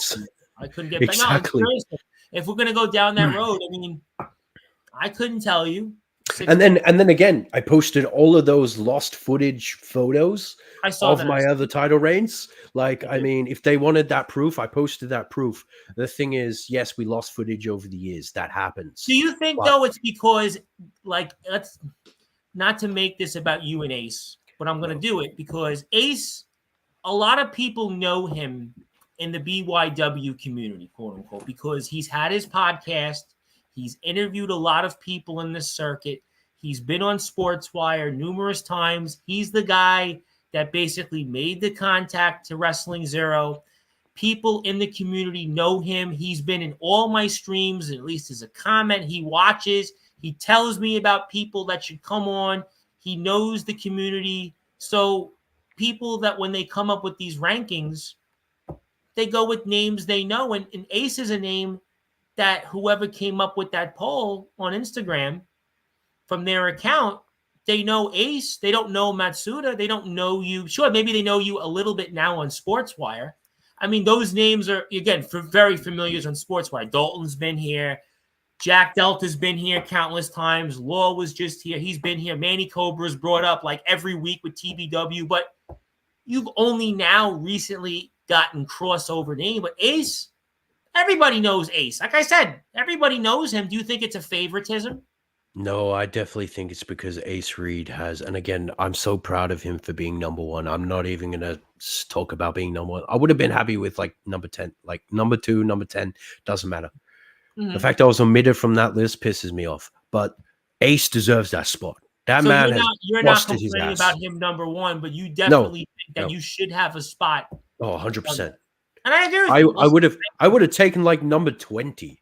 Like even if I think and I like, want to give a shout out to BYW Hub. Obviously, I do want to give them a shout out. I obviously appreciate what they're doing, and the account obviously, full disclosure, talks to me very frequently, and I appreciate their sharing my Sportswire shows. And my clip is on there of Ace, but maybe you do in top 20 next time. That's why these polls. I know in the underground wrestling circuit, which is a little different than the backyard, there's a guy that would actually go to shows here in the States and he would rank different companies, different wrestlers. But in the backyard, it's obviously a major challenge because, you're going to see one guy, one fed going to feel like, well, where's my company? Where do you draw the line between backyard and underground? So it's tough. That's why I, Champ, say I don't do polls. That's why I don't say I have a favorite wrestler, because what happens again is everybody goes, well, what about me? But what do you think, though, about Ace wanting to go to America? I'm sure you've heard about, everybody's talked about. On TikTok, I got like 400 views. Instagram, 600 views. Facebook, I got 200 views. The YouTube interview itself got over 100 plus views alone. So you're talking about thousands of people that saw what Ace said, and he announced to the world that he wants to travel overseas and be the first Australian guy to go to America and wrestle all those big names. Like, what do you think about that from afar? I think he should do it. Make history for himself. Make history for his own legacy, and I'm all for it. I mean, I've done the world first, being the first, JP Aussie to go compete over there in Japan. But to be the first Australian to go over and compete in the backyard in Australia, he needs that, because it is a big deal. I think the ramifications of this would be legitimately, I know what you're doing with PXW and Wrestling Zero is a big deal. But if he pulls this off and he wrestles, let's say Jack Delta, for example, I mean, people would remember that 50 years. 100%. 50 years, people remember this. If he wrestles Aaron Blaze, if he wrestles James Taylor, if he wrestles D'Angelo the Flame, if he wrestles Comatose, if he wrestles Jake Dvorak, Anthony Steele, Atomic Titan, you can go Omen Black, whoever you want to throw out there, Sean Jovi, Justin Parsley, my PWF champion. If he wants to wrestle anybody else you want to throw out there, D Savage, you want to throw CJ Black, he mentioned, Jason Storm. Jason Storm wants him. Jason Storm came out and said, I want to match him. Jackson Law, who he's interviewed. I mean, you got Big Man Cam, my buddy Big Man Cam. I mean, there's so many ways you could go around this. And if he pulls this off, I mean, I just think this would be something that 50 years from now, people will go, wow, what this kid pulled off is. And I think it's something that we're fully behind him on. If he needs anything, Ace, I'm looking at you right now. If you need anything from us, let us know. We're happy to help you make this happen. Because it's not only a win for Ace Reed and BWDU. It's a win for Zero. It's a He's a win for the zero. He's a entire member of the industry zero here. roster now. Absolutely. Exactly. It's a win for the entire country. And to have him go over and represent us, I'd be more than happy to back him on that. Again, I appreciate that man so much for what he's done, because I've got my accomplishments. I've done what I've needed to do. I'm an old man when it comes to this. He's fresh. He's new. He's exciting. That's what we needed in this industry. Unlike a Yes. certain backyard best in Australia, the king, Ace Reed is on a different level. And he's a man that has proven to me and to my Korbun and to the entire Zero world and Japan that he can carry the weight on his shoulders. So let's see him go to America. Let's see him wreck whoever's in his way. And if he needs someone by his side, maybe even the Oyabun will be there to back him. Oh. I think I just heard something real interesting there. The Oyabun could be coming to America. And to quote Eddie Murphy in Arsenio Hall's famous movie, I don't think it'll be a joke if Ace Reed and the Oyabun show up. Boy, you heard it here. Listen, I tell you what, as the host of the Sports Report, the owner of Sportzwire Radio, Reverend Tom Bryce, I would definitely give my full endorsement to that. There's a lot of guys that would love to see it happen. Ace is a longtime favorite of the community. People love Ace because they see he's genuine. He's improved. I'm very excited to see about him and Stryker. What's ahead? There's a lot there. They're going to square off a couple times, and that's a man that I know too well. What do you think about Stryker then? I know you wanted to get that in before. Well, the so-called yard king that keeps ducking me, that responded once at the tournament after I won and then went quiet and then responded womp womp, blah, blah, blah. I'll put you in your place on Instagram. Stryker, you're not a 16-time champ. Back down. Shut your mouth. I called you out. You responded. Went nowhere. If you really want to face me, show up at the premiere. Oh, wait, no, I'm not going to be there. Show up in November. If you're a man of your word, well, Ace is coming in November. So, Ace, bring him along.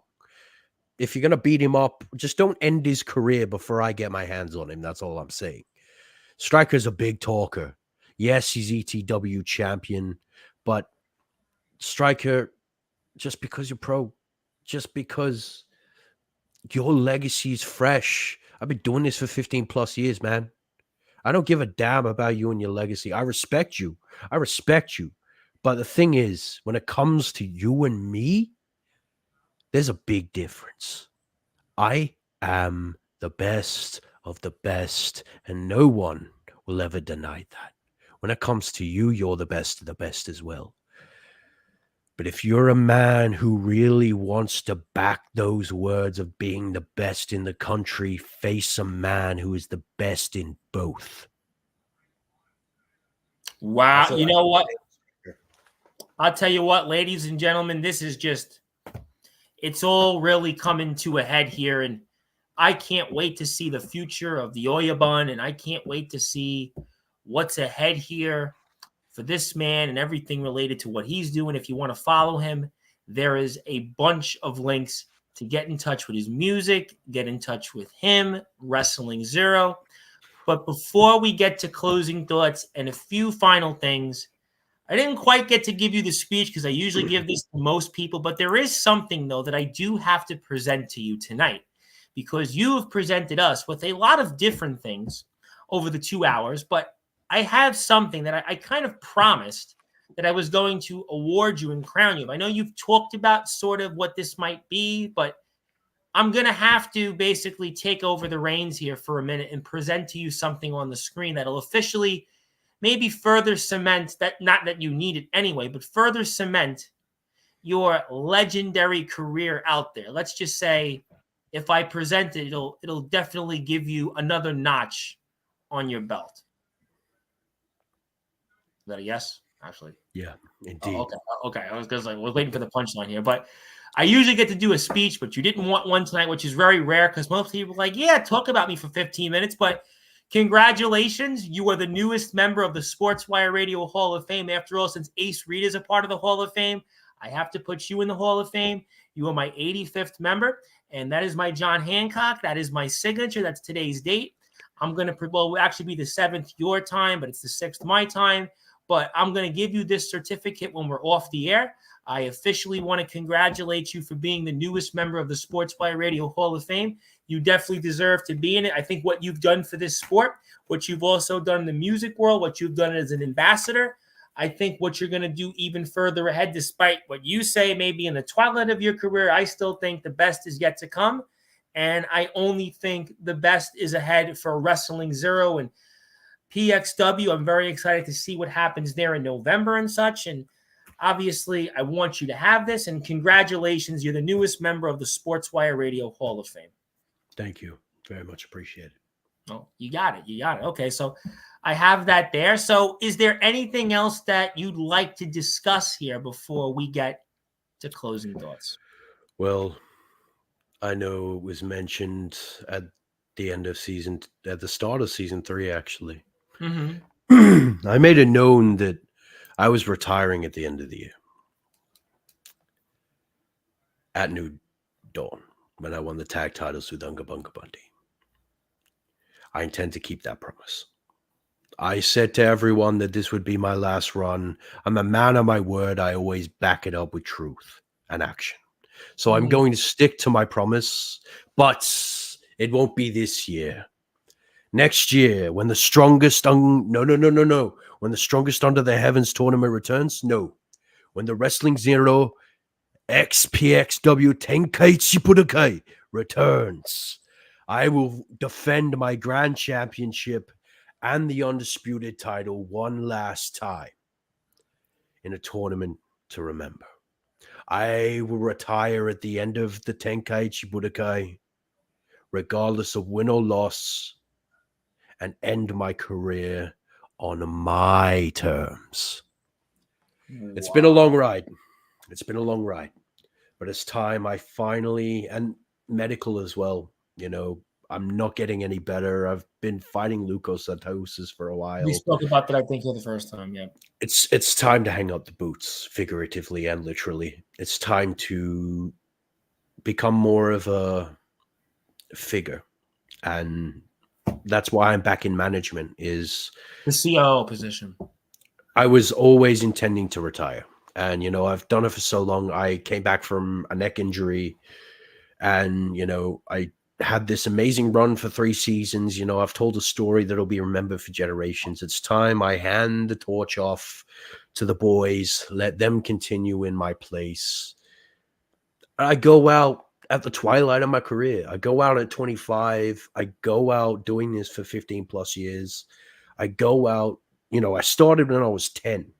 It's time to finally sit back, relax, enjoy the Ric Flair moments, and be like, woo, I did it. I actually on TikTok, I don't know if it came on Instagram, but I did it on TikTok, the woo, because I'm starting to gain some traction on TikTok, actually, which is funny because now I'm starting to see people I know from like my other, where I'm known in the world of politics, and they're like liking my videos on TikTok, which was Instagram. They never liked my videos on Instagram, but they seem to like them on TikTok. So I did the woo on TikTok there, but you're going to retire, but next year. So we're going to see instead, and you talked about it here, that you were going to be done toward the end of this. You're going to do the one thing, but then obviously we talked about the whole situation with PXW, but really now this is basically where you're going to do one more year, and then you're going to pass the baton to everybody else that's helping build Wrestling Zero. Indeed. March 2025 will be my last event. Oh my God. So it's not even a year. We got 6 months, just practically 6 months. Indeed. Wow. 6 months. It's a lot to process those 6.5 months. It's going to be a long road. But you ain't going to pull a Flair, though. You mentioned Flair. Flair's retired, unretired about 50 times. I know. Shawn Michaels even did it. He had the match in Saudi. I don't want to talk about it. Kumi, Hennigan, and even Jay Ryan and Ragnar have all said to me backstage that never say never. It's kind of like The Undertaker. Well, Undertaker was at WrestleMania. I mean, listen, my buddy James Taylor posted something about Stone Cold in Nevada, and Stone Cold came back. He was kind of done. And, in wrestling, you can just never say never. Everybody comes Exactly. back. Mick Foley was trying to make one more match at 60, but realized, oh, I've got too many injuries. I don't think I can do it. I mean, there's just so many people that go out there. I mean, Hogan up until about 4 months ago said, well, I could wrestle one more time. And I think he said a few things recently that's going to be okay. Yeah, I think he's a little more controversial than my taste, but I guess we'll see if you stick to it. But regardless, you're going to be a busy man because you're going to still be involved in this sport. You got a lot ahead with Wrestling Zero. Really excited about PXW. You got some music you're going to be dropping. You're going to sell a lot of records. You talked about some big. James Taylor would say, he's basically on your level. You're talking about 1 million, selling 1 million. You've got hits on YouTube that are in the near 6-figure range already. You've got SoundCloud big numbers. You got big numbers on a whole bunch of other places. So maybe you can do it. And James a couple people want to say hello. Nicholas Crenson again. And James, who just returned to the ring after about a year absence, that I came back after 16 years. Then after this past, he came back 2 weeks ago in Resurrection. So you just never know. He had Chris Craven come back for a match. He returned for the first time in 5 years. Bizzo Blaze last year in Wisconsin returned after a decade. And Jonathan Pierce just came back after 2 years. I mean, there's countless guys that say, yeah, I'm done. But you're a busy guy. Maybe you'll be different. Trust me, when I was forcibly retired, well, not forcibly, but, unintentionally retired for those 3 years over COVID, I hated being out of the ring. Having that last match with Tom Hennigan at the original Final Showdown was horrible. I wanted to come back as soon as I could, but recovery was first. I recovered in 3 years, went back to Japan, did my thing, come back, and now I am where I am. I can finally end it on my terms. Well, you know what? Listen, that's the best way to go. If you can go out there and do it on your terms, and I think James is going to be here with some terms of an announcement. I think this weekend I have to figure the day, which is best. It might be Saturday. It might not be Saturday. I don't know which day yet, but it'll be one of those days. James will be here with us on Sportswire. He's got a major announcement. You dropped quite a bit of announcements here. Is there anything else you want to say before we sign off? Any other things you want to drop? I'd say that's pretty much it. If you want to follow through with some other comments, feel free to. Anything in Japanese you wanted to say to the audience? I'll say a few things, maybe. I would think that would be actually kind of appropriate to that. That's why I wanted to let you, because I know that was something I think what we'll see ahead. おかえり皆さん。はじめまして。僕は松田義松親分の松田クラン。愛してる。ありがとうございました。じゃあね。Well, ladies and gentlemen, you certainly heard a rather interesting show on Sportswire Radio. You had a little bit of everything. It was kind of a quintessential episode. It was like Baskin Robbins here in America. 31 flavors. We had shoots. We had music talk. We had then real shoots. We had nerd rappers being talked about tonight. We had cross-continent shows. We had things talked about COOs. We had 16-time championships. We had a Hall of Fame presentation. And you would be a great, I got to be honest before we sign off. I want to add one more thing. You would be great for James's show because James has a show, sometimes he does, called the Nemesis Sessions. And you would be a good interview for James because you're a veteran guy also. You've got music you could talk about. You could promote kind of your own journey. James has a little bit of a different style than me, and he sometimes can talk to you as a wrestler to a wrestler.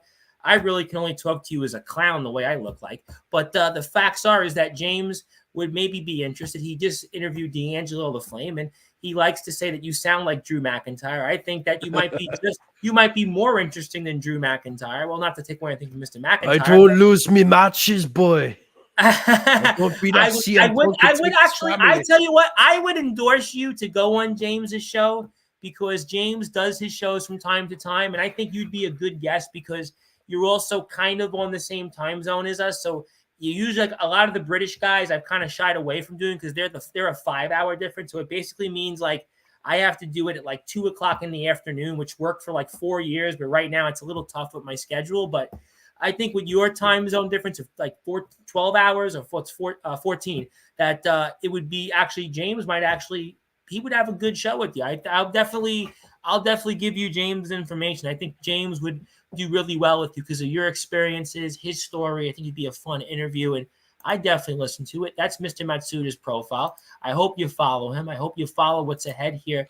He is definitely the patriarch of the Matsuda. He is also here, the Oyaban, and you're going to see music. You're going to see a lot of different things from him. He is also our newest member of the Sportswire Radio Hall of Fame. We didn't get a speech because he wanted to get a lot off his style, and I definitely agree. A lot of people liked what he had to say tonight, and I'm glad that a lot of people out there on X, the Promo Wrestling Federation YouTube page, the page that I own, that James is also a part of, that he owned and he still has a history in, and Twitch as well. We followed you on Twitch, and I want to give you the floor. Anything else you want to say before we say sayonara? Any other anything I missed? I think there's one thing. Go for it. Ladies and gentlemen, this is the Oyabu. This is the patriarchal clan Matsuda speaking. Let this be my decree last time as Shogun before I drop the title for good. I mean no disrespect to anyone that disrespects me. But when you mention my family name in vain, that's when I will arrive. Like they say, you say his name and he appears. But they believe in Yoshimatsu Matsuda. They believe in the man who has done it all. So let this be my final message. I'm going away for a while. I'm going to be back stronger than ever. And if a king or a bunch of dolts on a match with ring ropes want to cause some drama, I'm willing to open the doors and shoot. The thing is, the difference between me and you is I am the king of the syndicate. I am the god of the underworld. I am a man who does things the world would shun to get to the top. This isn't a heel turn. Again, like the great Izanagi would once say, I do what is necessary. If you mention my family in vain, if you stand to the Oyabun, you better stand tall or die trying. And no, ladies and gentlemen, you won't get rich or die trying. I would never mention that name that Mr. Matsuda used to go by, which is why we didn't say it here tonight. But I'll tell you what, never mess with the syndicate. Never mess with the patriarch clan Matsuda. He is definitely the Oyaban, and we're going to see him, I'm sure, somewhere in the music world. We're going to see him, especially in November, and you're definitely not going to see him in the Wrestling Zero season opener defending that championship. You definitely won't. But maybe you'll see him here in a future Sportswire radio show. My friend, congratulations. Had a lot of fun tonight. This was definitely a good interview. I'm looking forward to maybe doing this again when your time allots. And I look forward to seeing what's ahead in Wrestling Zero. And congratulations on a great show at Revolution. Good to see the company's growth. And obviously, congratulations on the buying of PXW. And I look forward to seeing more ahead here very soon. All right, that is the 16-time Wrestling Zero Undisputed Champion. He is Mr. Yoshimatsu Matsuda. He is also rapper. He is also distro rapper. He is also the newest member of the Sportswire Radio Hall of Fame, our 85th member. He joins James Taylor in the Hall of Fame. There's two other people that came in here in the chat. And you'll see him coming up here in November with some music to drop. You'll also see him in PXW versus Wrestling Zero, plus much, much more. Go to his Instagram, Threads, go to him on YouTube, go to him on SoundCloud, Twitch, so many other places to find out what he's up to next. My name is the Reverend Tom Bryce, your voice figuratively and literally where all wrestling matters. I'll be here tomorrow night a couple of times. I'll be here at about 9 o'clock Eastern time from House of Misfits Entertainment Wrestling. Yes, they are called Home Wrestling, House of Misfits Entertainment Wrestling. Mickey Vargas and King Shock, and then I'm here with Trey Mysticality right afterwards. So he's going to have a lot to say. You've seen him in the other XCW. You've seen him in ALW, which is a topic on Sunday's show. I won't even go there with that. Let's see if they turn the other cheek, but they'll be here tomorrow. And until then, good morning, good afternoon, good evening, wherever you are. On the number one global radio station that is Sportswire Radio, where all wrestling matters. I'll see everybody.